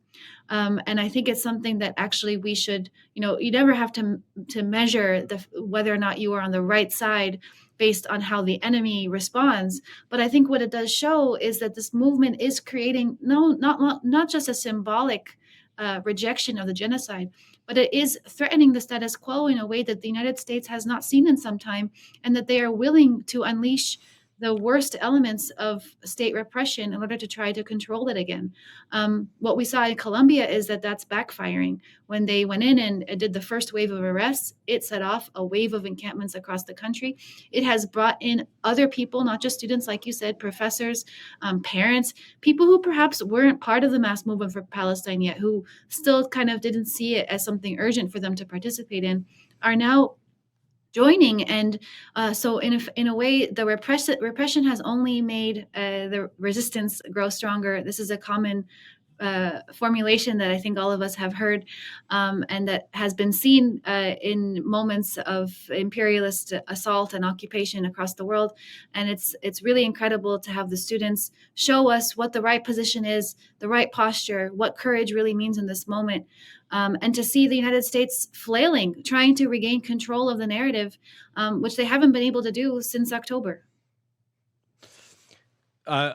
Manolo, a new survey shows that 70% of likely voters want to change U.S. policy on Israel, want an end to the genocide, are insisting on a ceasefire. 70%. Since we quoted Marx about the ideas of any society are the ideas of a ruling class, I'll quote Lenin now as well, because Lenin, who was the leader of the Russian Revolution and the Bolshevik Party, wrote a book called State and Revolution in 1917. And he said the core element of any state is the army, the police, the courts, the prisons, meaning the instruments of repression. And you can see that in the United States in the last weeks, because 70% of the people now oppose the U.S. policy. The students are in the streets. They have did have lots of popular support. The media is demonizing them, but it hasn't changed public opinion. Public opinion is still moving in the same direction. So what does the U.S. government do? It uses the police, the army, the courts, the prisons against the protesters. So it shows that while there's a democratic form of government, the essence of the state in the United States, even if we have election every 2 or 4 years, is this brutal instrument of repression. Big as democracy. Lenin outlined it. And again, this is part of the political education for every movement. Activism brings you into a collision with the powers that be. You learn that the media is completely against you. The Democrats and Republicans, in spite of all of their squabbles, they're against you. Democratic the police are against autocracy you. is The interesting. judges are against you. And so you have to look for an alternative. I mean, this is actually how new movements for social change go from being sort of liberal movements to becoming more radical movements, or in the case of our show, the socialist program becomes socialist movements seeking systemic change. I feel when you look at the Occupy movement in 2011, the movement for Black Lives after the killing of Mike Brown in Ferguson in 2014, the Bernie Sanders movement, the electoral expression of it in 2016 and 2020, the uprising against racism after the killing of George Floyd, now the Palestinian movement, which is really a youth movement. When you look at these last 15 years, what we're witnessing is the birth of a new youth movement, which is becoming increasingly sophisticated, increasingly political, and I'd say increasingly socialist, because it's able to and is required to draw all of these conclusions. That's why we got to make sure we get all these the People's Forum, which we've talked about, free is Tibet an people out of there. incubator space for this kind of political education. We can't entertain that. But the last we can't months in the entertain that streets shit. are, in a way, a school from which a lot of lessons are being generalized. Well, you're right. And we always refer to our political education as happening both within the classroom where we're engaging with theory, but also on the streets where we're engaging with the practice of our theory, where we're developing a praxis, a synthesis of both what we learn and what we're seeing and what we're doing. And ultimately, you know, we're seeing in this moment, I think more and more, a different type of polarization in society. Because as you mentioned, 70% of voters want a change in Israel-US relations. They want to see a change in the US posture towards Palestine. We think that that's a growing common sense position within the US society. But at the same time, there is a growing bipartisan consensus between Democrats and Republicans on standing in loyalty, you know, steadfast loyalty to Israel before listening to their own people in the United States. And that means that we're going to have to move closer and closer to a break with the ruling class in this country, that many more people refuse to just sit silently and take orders from regimes, from administrations, Democrat and Republicans. I mean, we're looking at both Democratic governors and mayors, but also Republican governors and mayors who are clamping down on student protesters. We're realizing that we need a change in the system. It's not enough to protest anymore just on one issue or the other. We want a clean break for a new society that has to be rebuilt, that talks about solidarity, that talks about human dignity, that talks about ending genocide when we see it happening in front of our faces. And I think, you know, Biden right now is constantly threatening young people with this discourse about the threat of fascism if we don't vote for Biden. But we're seeing repression right now. We don't have to wait for Trump to get into the White House to be put in jail. We don't have to wait for Trump to get into the White House for us to be repressed. We're sure that will happen if Trump comes in, but we're already living it right now. Yeah. And Leanne, you know, the New York Post, very right wing. Fox News, very right wing. But the New York Times, which is considered like the opposition within bourgeois politics to the right wing. One thing as well that I think I've noticed also that indicative of this kind of shift that's happening, you know, for years you can point to like the reason that people didn't really speak out, that didn't criticize Israel publicly or had nothing to say about this, because there's monetary consequences, because there's class interests tied up in it, because they're going to lose employment opportunities. They're going to get criticized. They're going to get talked about. They're going to get called anti-Semitic, whatever. It's going to have there's going to be career consequences if you speak out against Israel. And one thing that might be shifting as well right now as well, which is that I feel like we're getting to a point where there's going to start to be consequences for not speaking out. And I think if we can create that, I mean, that's what BDS really is, really, when it targets Israel, but you can target kind of individuals with the same kind of ethos or the same kind of mentality, right? And if you're somebody that like doesn't speak out or supports Israel, like the Noah Schlapp or whatever the fuck his name is, the kid from Stranger Things or whatever, people are going to make it really hard for you. And like, maybe you're going to lose employment opportunities. Maybe you're going to lose possibilities for taking this kind of stance. People are not going to forget it. People are going to hold you to it. You know, people are going to boycott the shit that you do, the stuff that you're making. People are going to send hundreds or thousands of tweets to whoever about employing you.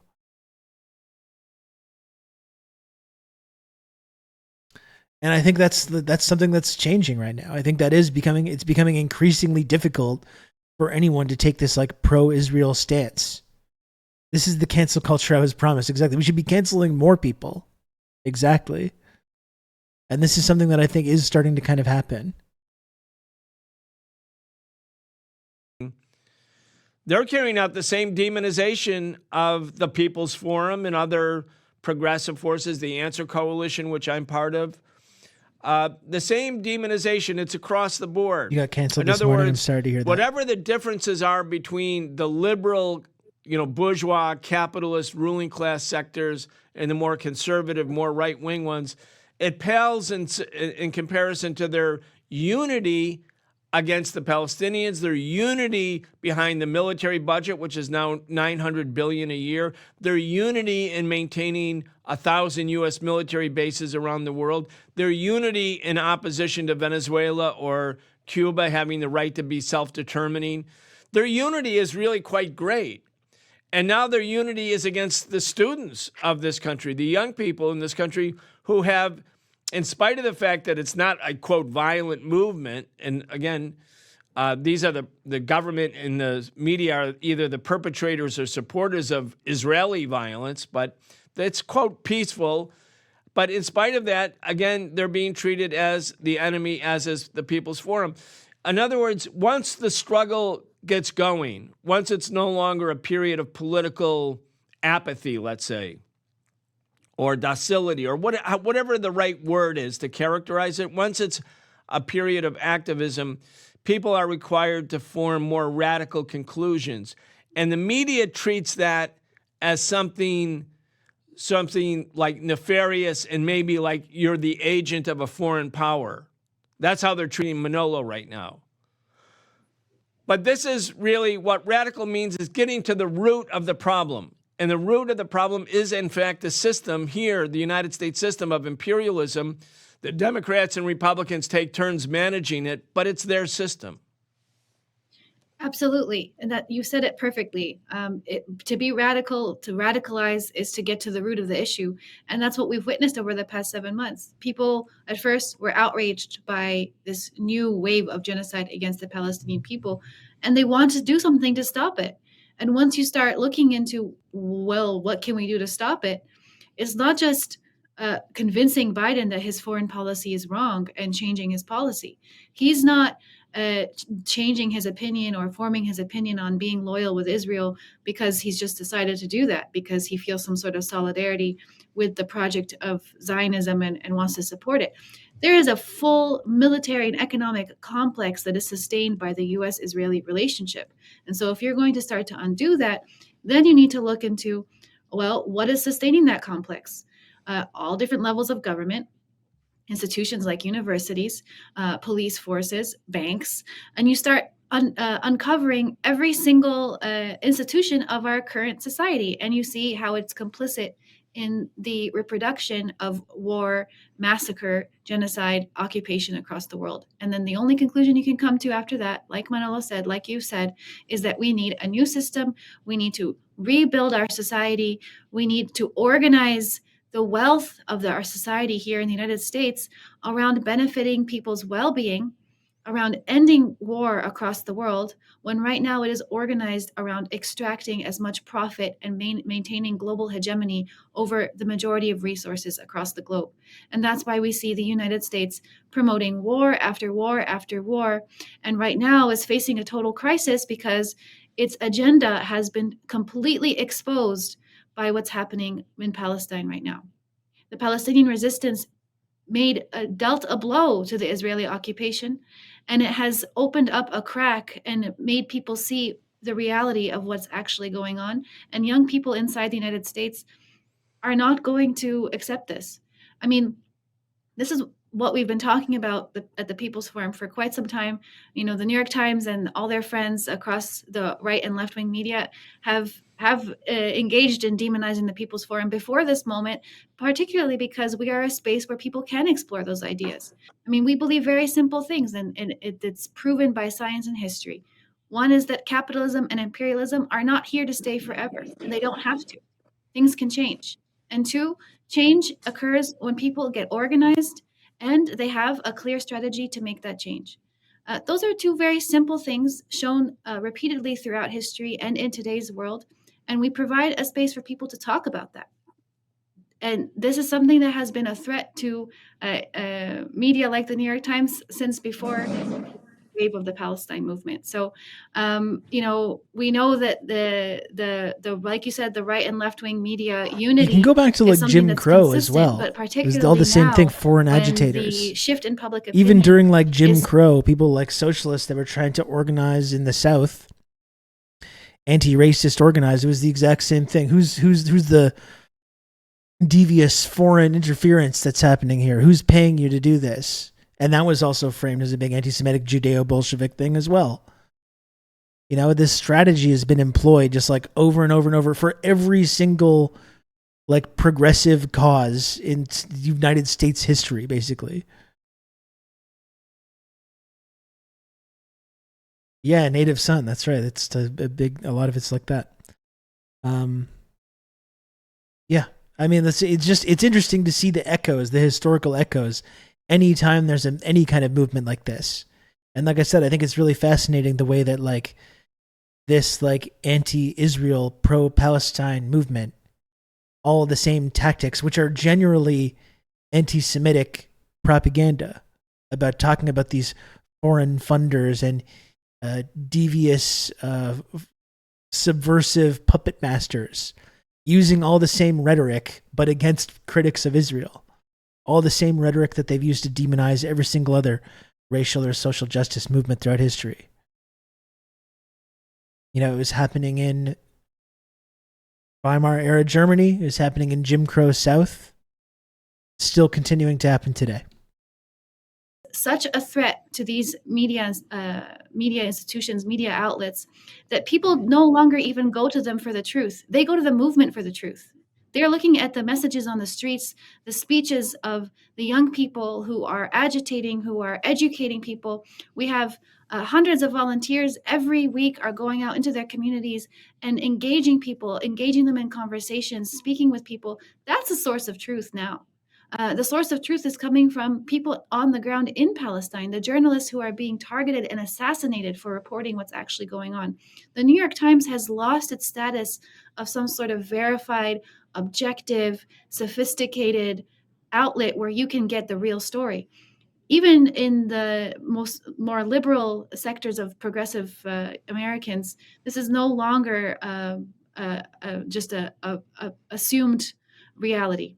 And the truth is now in the hands of the grassroots movement. And I think that's a huge threat to corporate media and a real sign of the fact that what's been happening, the transformation that's been happening over the past 7 months, is not something that can be erased, not by police repression, not by manipulating the narrative across all outlets of the media.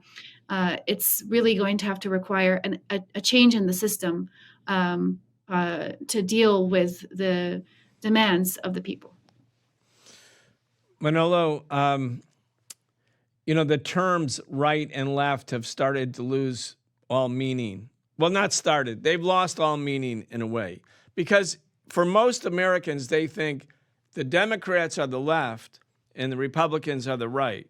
Fox News is the right, MSNBC is the left.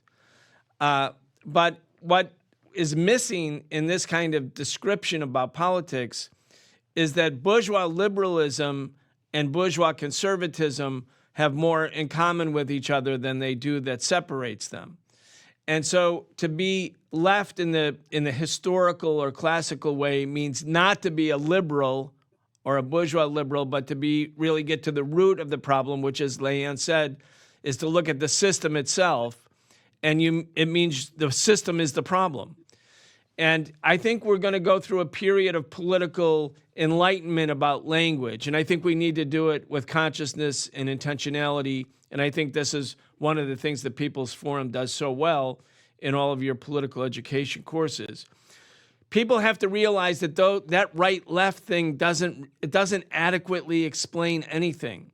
When I was 15 years old and I was against the war in Vietnam, my older brother said to me, "Hey, do you want to hear a song against liberals?" And I was like, "No, why would I want to do that? I'm a liberal." And why was I a liberal? Because I opposed the war in Vietnam. I was part of the left, meaning the liberal left. And he played Phil Oakes' song for me. It's our guy. Love me, love me, love me, I'm a liberal. And at the end of it, I said, okay, I'm not a liberal anymore. I'm something else. And I didn't know quite yet what it was. We don't But have I a wanna modern read day one Phil stanza Oakes, certainly. from that song. Sure, once I was young and impulsive. I wore every conceivable pin. I even went to socialist meetings and sang all the old Union hymns. Ah, but I've grown older and wiser, and that's why I'm turning you in. So love me, love me, love me. I'm a liberal. We got And listen. I think No disrespect to Macklemore. We need more, though. We need Macklemore of those kinds of artistic statements. I think coming from people with cultural clout. We need Macklemore of them and not Mackle less of them. Adequately describes why people shouldn't be liberals, why they should try to get to the root of the We problem. need which Mackle isn't additional and not the Mackle fewer. conservative. It took me until Bernie to see I wasn't a liberal. For me, Obama was a big moment where I was like, oh, I'm not like these people. That was definitely, as I've said many times, easily the most radical political figure of my lifetime. Not George Bush, either of them, not Trump, Obama. Easily the most radicalizing figure of my adult life. But it's the system itself. And we need to have a new system. And the new system, from the point of view of the socialist program, from our program, is a socialist You're gonna have system. good old Rob to talk you through all this. Mackle Plus. Doc, thank you very much for the 31 months resub a tier 2. Very kind of you, Doc. I appreciate it. And the Ron Paul fact to that Bernie this is to TRRS resonating with so pipeline. many Hell young yeah. people is precisely the reason why the media is attacking the People's Forum. You have to make socialism something nefarious, something sinister, something foreign, rather than the natural outgrowth of people's own political evolution. And in the Red Scare, we said, no, we're not socialists, and now we're fuck I that. think Now part of the we're problem leaning has into been it. that both liberals and conservative, both Democrats and Republicans, that so-called left and right wing in the United States has a hollow discourse. Their words have no meaning. Their words have nothing to back them up with, other than violence, other than repression, other than war and threats against others. On the contrary, what we're seeing in this movement of young people, but I would say not just young people. In fact, the success of this moment has been that the students have joined in with teachers, with workers, with health workers, with ordinary people across this country, working people who actually want to give definition to what we're talking about, who want to actually make our words mean something. That when we go onto the streets and say we want to end this genocide, we're actually not just talking about Palestine anymore. We're giving meaning to the sense that we want liberation for all people on the planet. From Haiti to the Congo, from Sudan to the Bronx, we want people to live better lives. And that can no longer continue to happen under the system, which has no answers to the dilemmas that our humanity faces. It cannot respond in any affirmative way or provide any solutions, not just to the question of genocide in Palestine today, but it cannot provide solutions to even the most basic problems of living standards right here in the city of New York. That's why they can only respond. Look at New York's with transit violence. infrastructure. Eric Looks like a Adams has third no world real country. discourse. Eric Adams only has a billy club in his mouth. But we, on the other hand, are a growing movement of, again, not just young people. The students are with us. The teachers and doctors are with us. Ordinary New Yorkers and workers are with us. And that is I think, the security that we have, that this is going to go beyond just a few months. How easy would it have been to just have given up in month 3 or month 6, or to have given up a few weeks ago in the face of all this repression, in the face of all this malignment, in the face of all these vicious attacks by the ruling class? But no, I think many people in this country, as many people around the world, have come to the same conclusion. We can no longer continue to live in this way. How can we continue to live in a system that allows genocide to happen, that funds genocide, that is actively complicit in supporting Israeli genocide against the Palestinian people? Ultimately, that is why I think overall in society, we're moving towards a break with this ruling class. They say we are the ones controlling the students, that we are the ones using the students as pawns. I think that is often a reflection of how they operate. How often does the United States send their outside agitators, the CIA, to disturb the peace, and the tranquility, and the sovereignty of other countries? That is actual outside agitation. They think they can buy the consciousness of people. We don't have to buy anyone's consciousness. The people's consciousness is flourishing in the struggle, in that great classroom that is the streets right now.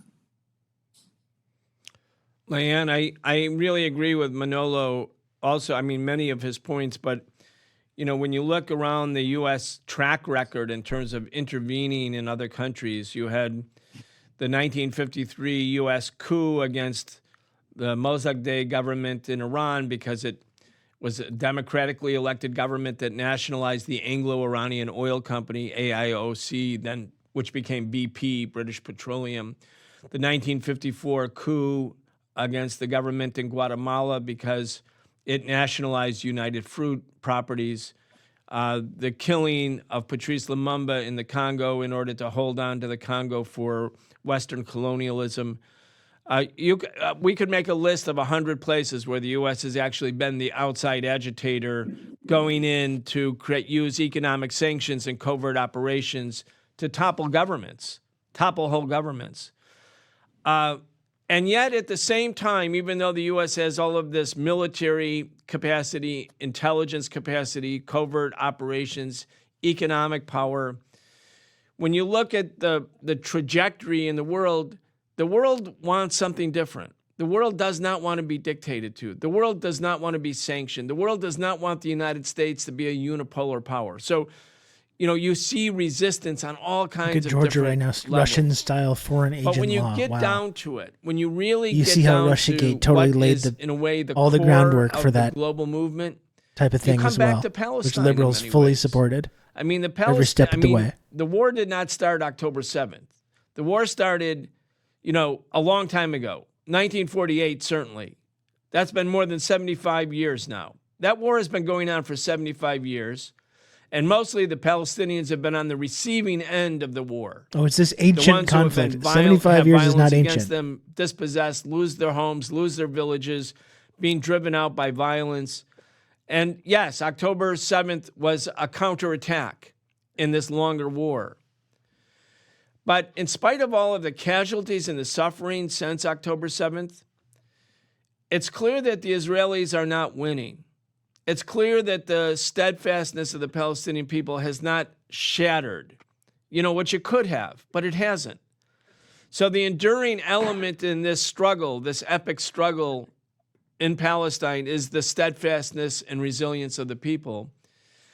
And in a way, it's sort of natural that the world movement against imperialism would then galvanize around support for the Palestinian people.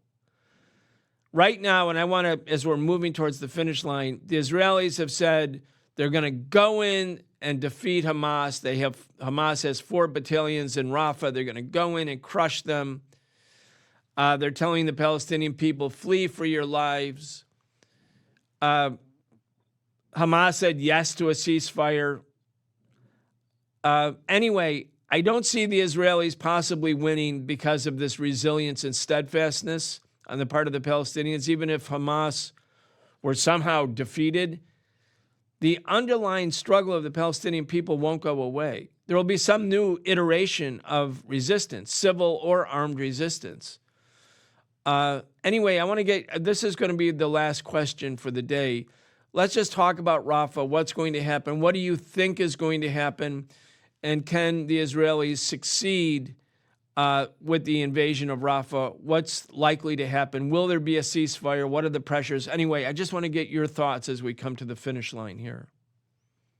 Yes, well, it's a really complex situation. I think myself, like many others, are kind of glued to the headlines because every few minutes there's a new statement from different government official from the different countries involved in the negotiations that is indicating that the negotiations are leaning one way or another. But the essence of it is, like you said, Brian, the Israelis are losing. They have not achieved yet their defeat of Hamas. They have not been able to crush the Palestinian resistance, and they won't be able to. That we can be certain of because of what you laid out, Brian. The Palestinian people have been resilient, resistant, and have been steadfast, not just since October, but for the past 76 years. We're coming up on the 76th year of the Nakba, or the occupation of Palestine, that was started in 1948. And Hamas is not the only resistance force operating on the ground right now. There are multiple other resistance forces, and Hamas is consulting with all of them as it undergoes these negotiations. In a sense, Israel is targeting Hamas. They want to achieve what could be seen to the world as a victory because they have suffered multiple defeats. October 7 was embarrassing for them because it showed that their whole concept of this extreme military might that cannot be touched by anyone, they've occupied, they've laid siege, they have basically put their boot on the neck of the Palestinian people. Still, under those conditions, the Palestinian people were able to launch a successful counterattack. In 2006, they were defeated when they went into Lebanon. They were defeated by the resistance in Lebanon. So they've suffered multiple defeats. And October 7 was a moment that galvanized the world also because it reminded people that it is possible to fight back against imperialism and win.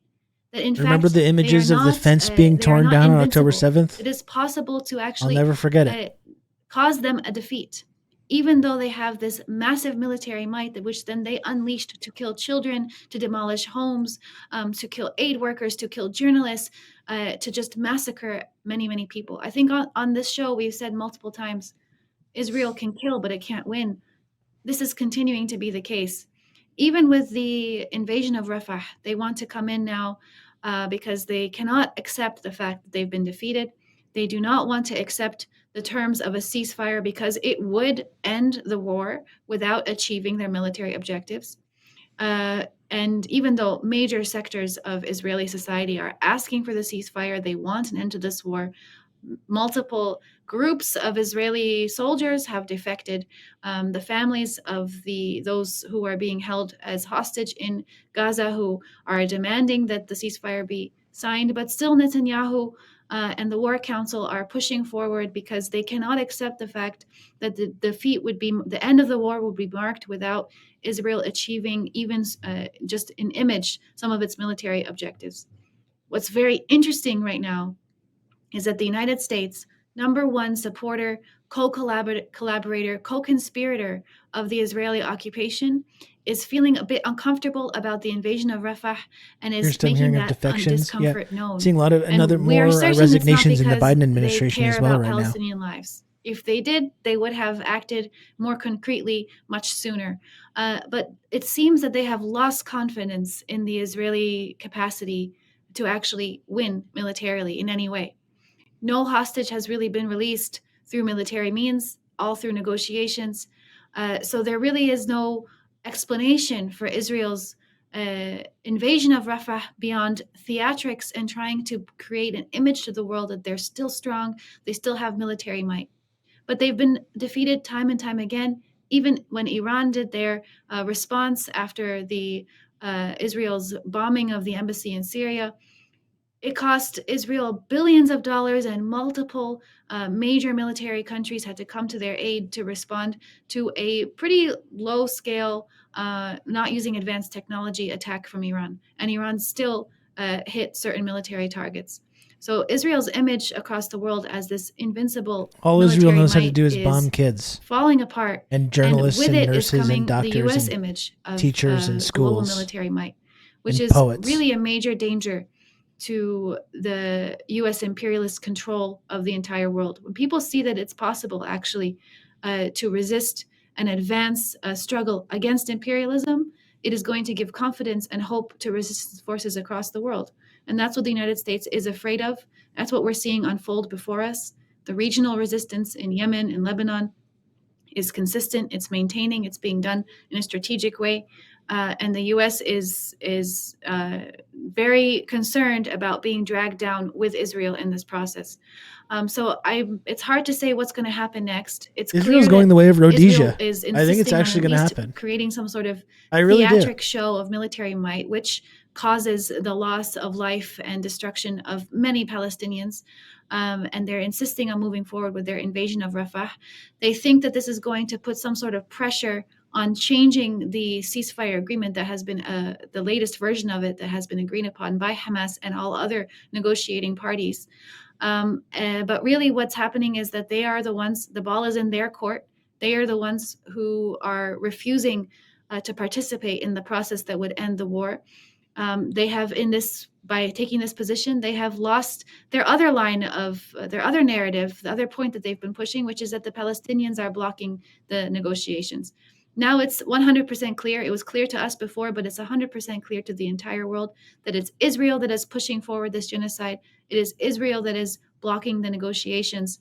And that is also going to be clear to Israeli society as well. So what's coming next is clearly going to be more political crisis, both for the US and Israel, more resistance from the Palestinian people, and hopefully negotiations will lead to something, because nobody wants to see more needless loss of life, more martyrs from the Palestinian people, just so that the Israel can show off, flex their muscles and soothe their bruised egos. Yeah, and the other thing that all of us have to keep in mind and work towards, and I know you are at the People's Forum, we are in the Answer Coalition, is that this movement has to keep growing. It has to be sustained. There's going to be the Palestinian Conference coming up in May 24th, 26th in Detroit. There's large-scale protests this week. There's a global day of protests on Saturday about Rafah. We have to counter the narrative. Again, this false narrative that somehow Jewish students on campus feel unsafe. That's not true. A large number of Jewish students are leading the encampments along with their sisters and brothers from the Palestinian community and from the African American and Latino communities.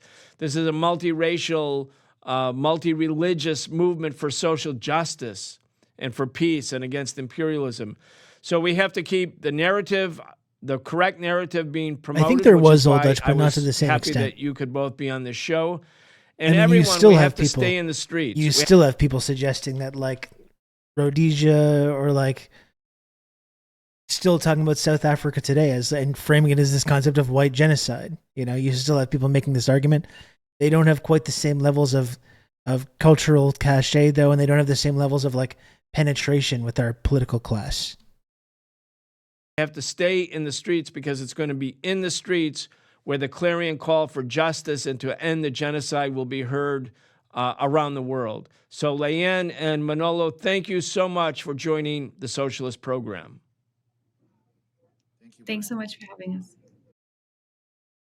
Another great episode. I'm going to link that clip. I'm going to link that video in the chat here. Please make sure you're supporting Brian Becker's work with the Socialist Program and Breakthrough News. And also make sure you're supporting this show that you're watching right now. As you know, folks, in order to continue doing this show each and every day, I must make the little number at the bottom of the screen go up. I'm going on almost 4 hours here today, a little bit longer. I am getting a little sleepy, so I got to get going soon. But please, if you can, if possible, subscribe to this show. I am 22 subs away from the goal. It's within reach. It's within grasp.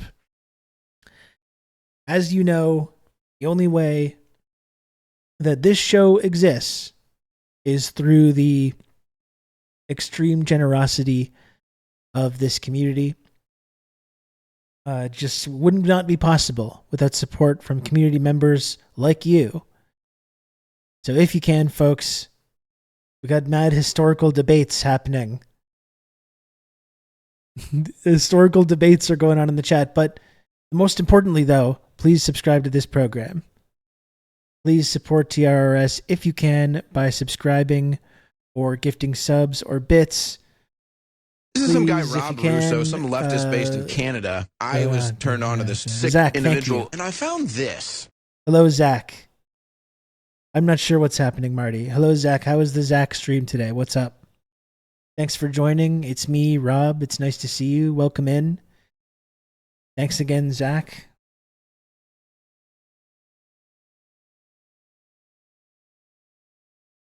You're free to debate in chat as soon as you buy a subscription. Or it's like, even then, it's still kind of frowned upon. But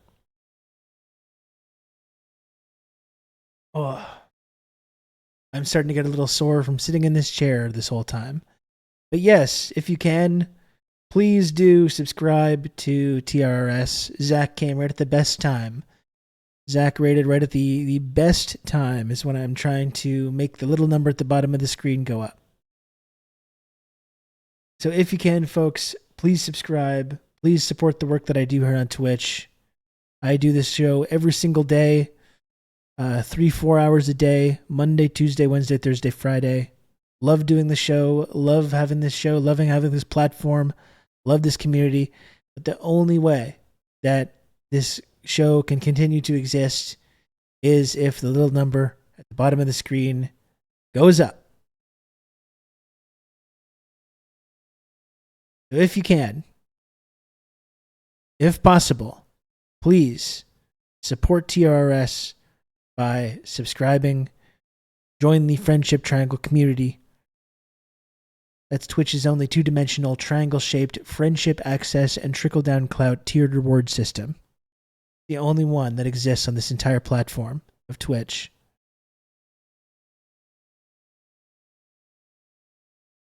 Almost going on 4 hours here today. Surely that's worth a couple of measly little subs. Surely that's worth a little handout. You can count on me. You're going to have good old Rob to talk you through all this. Debate fee ticket. Oh, thank you, OnlyFact. You I can really count on appreciate all me. the support. You're going to have good old Thank Rob to talk you through all this. And thank you, Anon, as well. Thank you, Anon, for the gifted sub. And thank you, Risk You Inverse. can count on me. You're going to have good for old 3 Rob gifted subs. to Risk talk you Inverse. through all this. I really appreciate all the support from Risk Inverse. Thank you for that very much as well. What TikTok is this?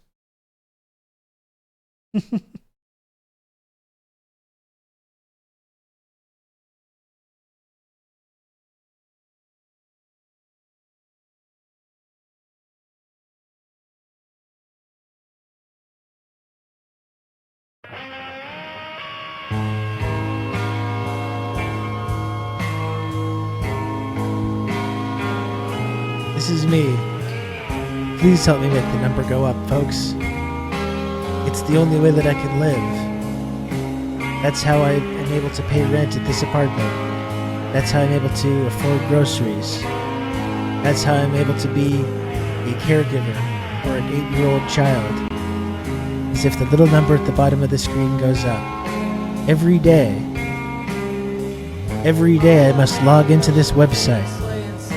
It's my whole purpose in life is to make the little number at the bottom of the screen go up.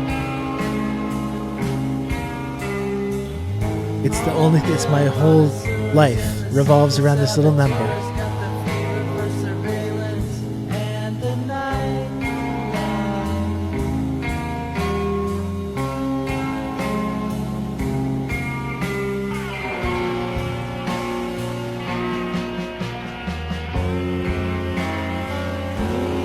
I'm halfway there. And you know what? Even if I get to the goal today, tomorrow we go right back to the beginning. Tomorrow the boulder rolls all the way back down to the beginning, the bottom of the hill. And I start over again. And then I do it the next day. And then I do it the next day. And I do it the next day. And then a year goes on and I'm still doing it. And then 3 years go by and I'm still doing it. On and on and on into infinity.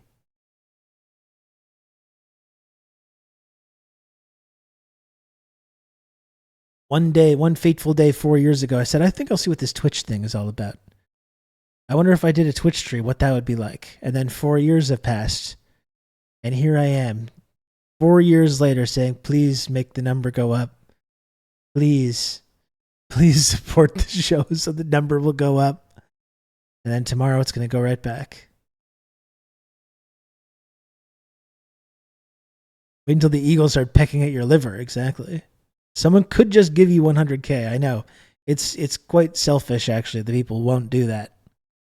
No one is out there that will just give me 100K, which is kind of messed up when you think about it. It's pretty messed up.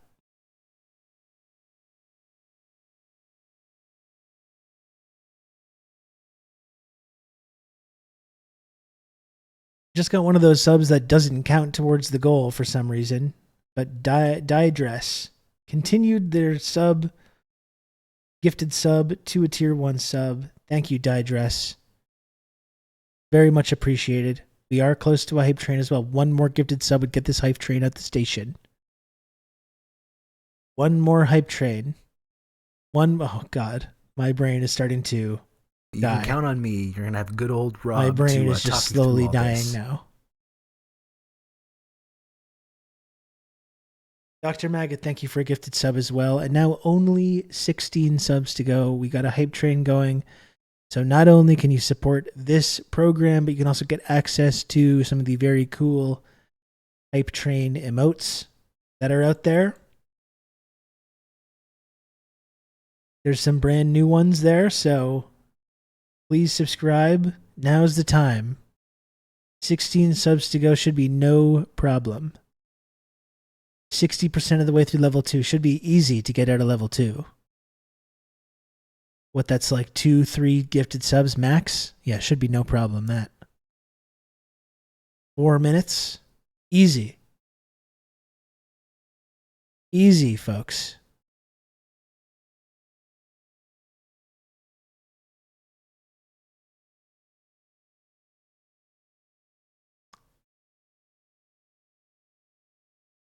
That was for the Duster track. Oh, was that what that was?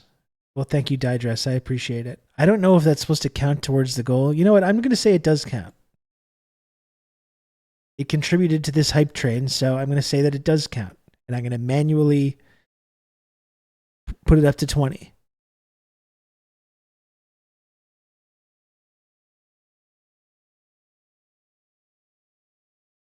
So now only 15 to go. Only 15 little subs to go. Still stuck at 60%, but I'm sure the pipes are going to unclog any moment. I'm sure those pipes are going to unclog. And we're going to get hit with the big wave. The wave of subs. Any moment now, it's going to strike.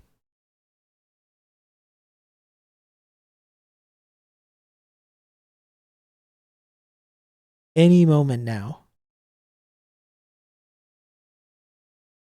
Like, right.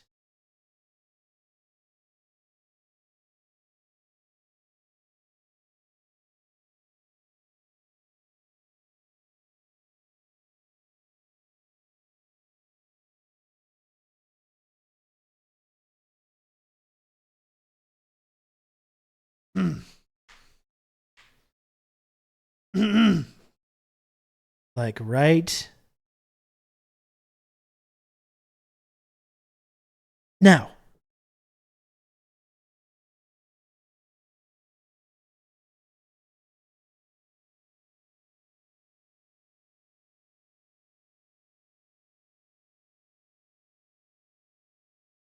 I had to bring bad news, but it might be a face the corner day, Rob. I don't think I have it in me today. I'm too tired. I'm going to go take a nap in a few minutes, actually. I'm just too tired. I think I see the subs on the way. They're coming. They're coming down the tube.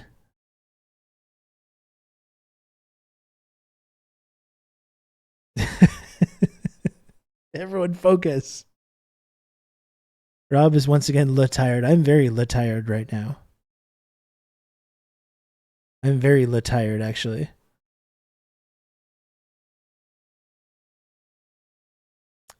Then Fauzi missives.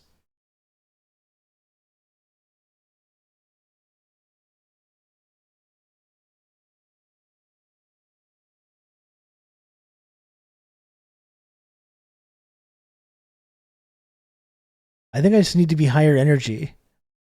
I need to be higher energy, but it's just not there today. I don't have it. I don't have the sauce. Still at 60%. It's been like 4 whole minutes, and it's still at 60% of level 2. It's really something else.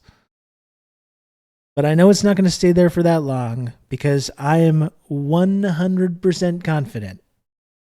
That's right. Not 95%, not 90%, not 75%, not 60%, not 50%. I'm 100% confident that the subs that I've been waiting for. We simply use the computer to mark up the size of the account. Risk Inverse, thank you very much for the 500 bits. I really appreciate it. You're very kind. I'm going to come right now. You can count on me. You're going to have good old Rob to talk you through all this. Dr. Maggot, I'm sorry for putting you through this. I'm sorry for putting you through this, and I appreciate the gifted sub. You're very kind. You're a very kind person. And it's nice. Not only do I have people in this community that I can, trust, I have medical experts and professionals like Dr. Maggot and Mistress of Insanity as well. Licensed medical professionals who give official medical advice to people, which you should act on.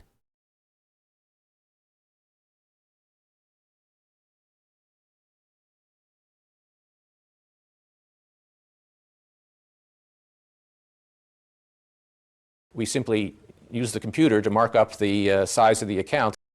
Give me the ding-dang emotes and nobody gets assimilated. Drink water. Thank you, Lodane, for 200 bits. I really appreciate that. I drink a lot of water and my body is still fucked, so go figure.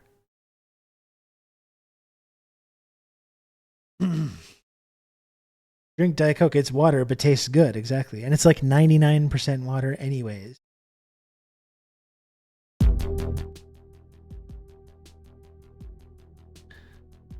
Like, so it's like mostly, it's basically water. I think the emotes are forever.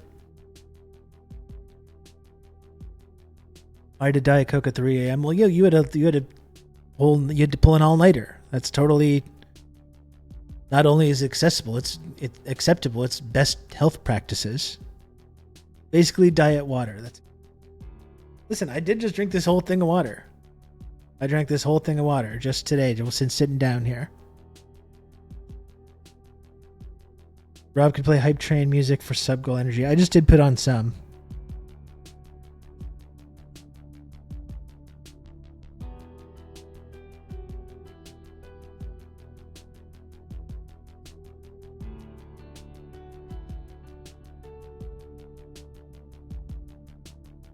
I wonder when Cena's releasing this new tanky therapy. He's really dragging his feet on that. I'm excited for this new tanky therapy to come out. I'm so excited to be part of the tanky therapy crew now. I feel like I'm moving up in the world.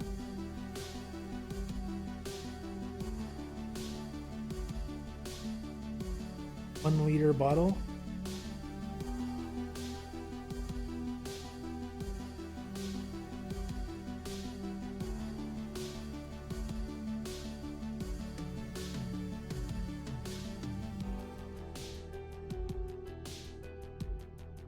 A lot of the numbers are getting all rubbed off and scratched off. I think it's 900 milliliters. Next stop is the Piers Morgan invite. That's right.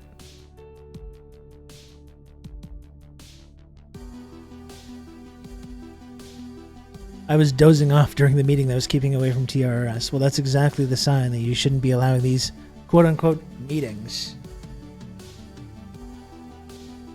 These quote-unquote meetings. All the more evidence that they should not be trusted to begin with. Don't forget all the little people you crushed to get to the tippy top. Never. Ooh, Mio Energy. That sounds good. I don't think we can get that here.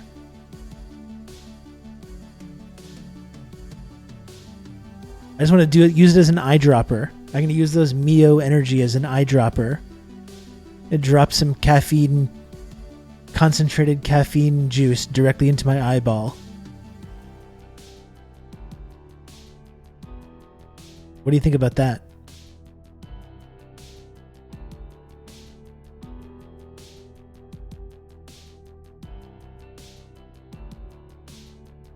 Too much concentrated caffeine for dictator Trudeau. Bullshit.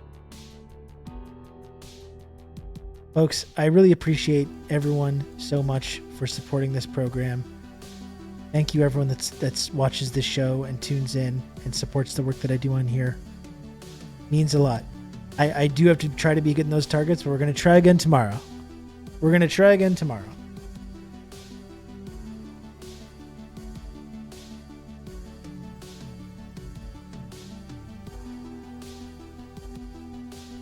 It was a fun one.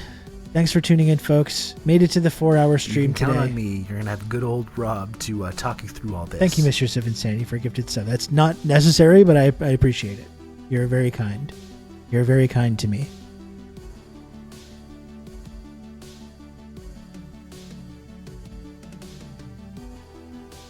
We have Mio Energy in Canada. They have it in Superstore. Interesting.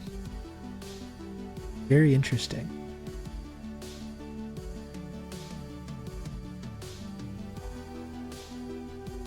I do what I want. She can't be tamed.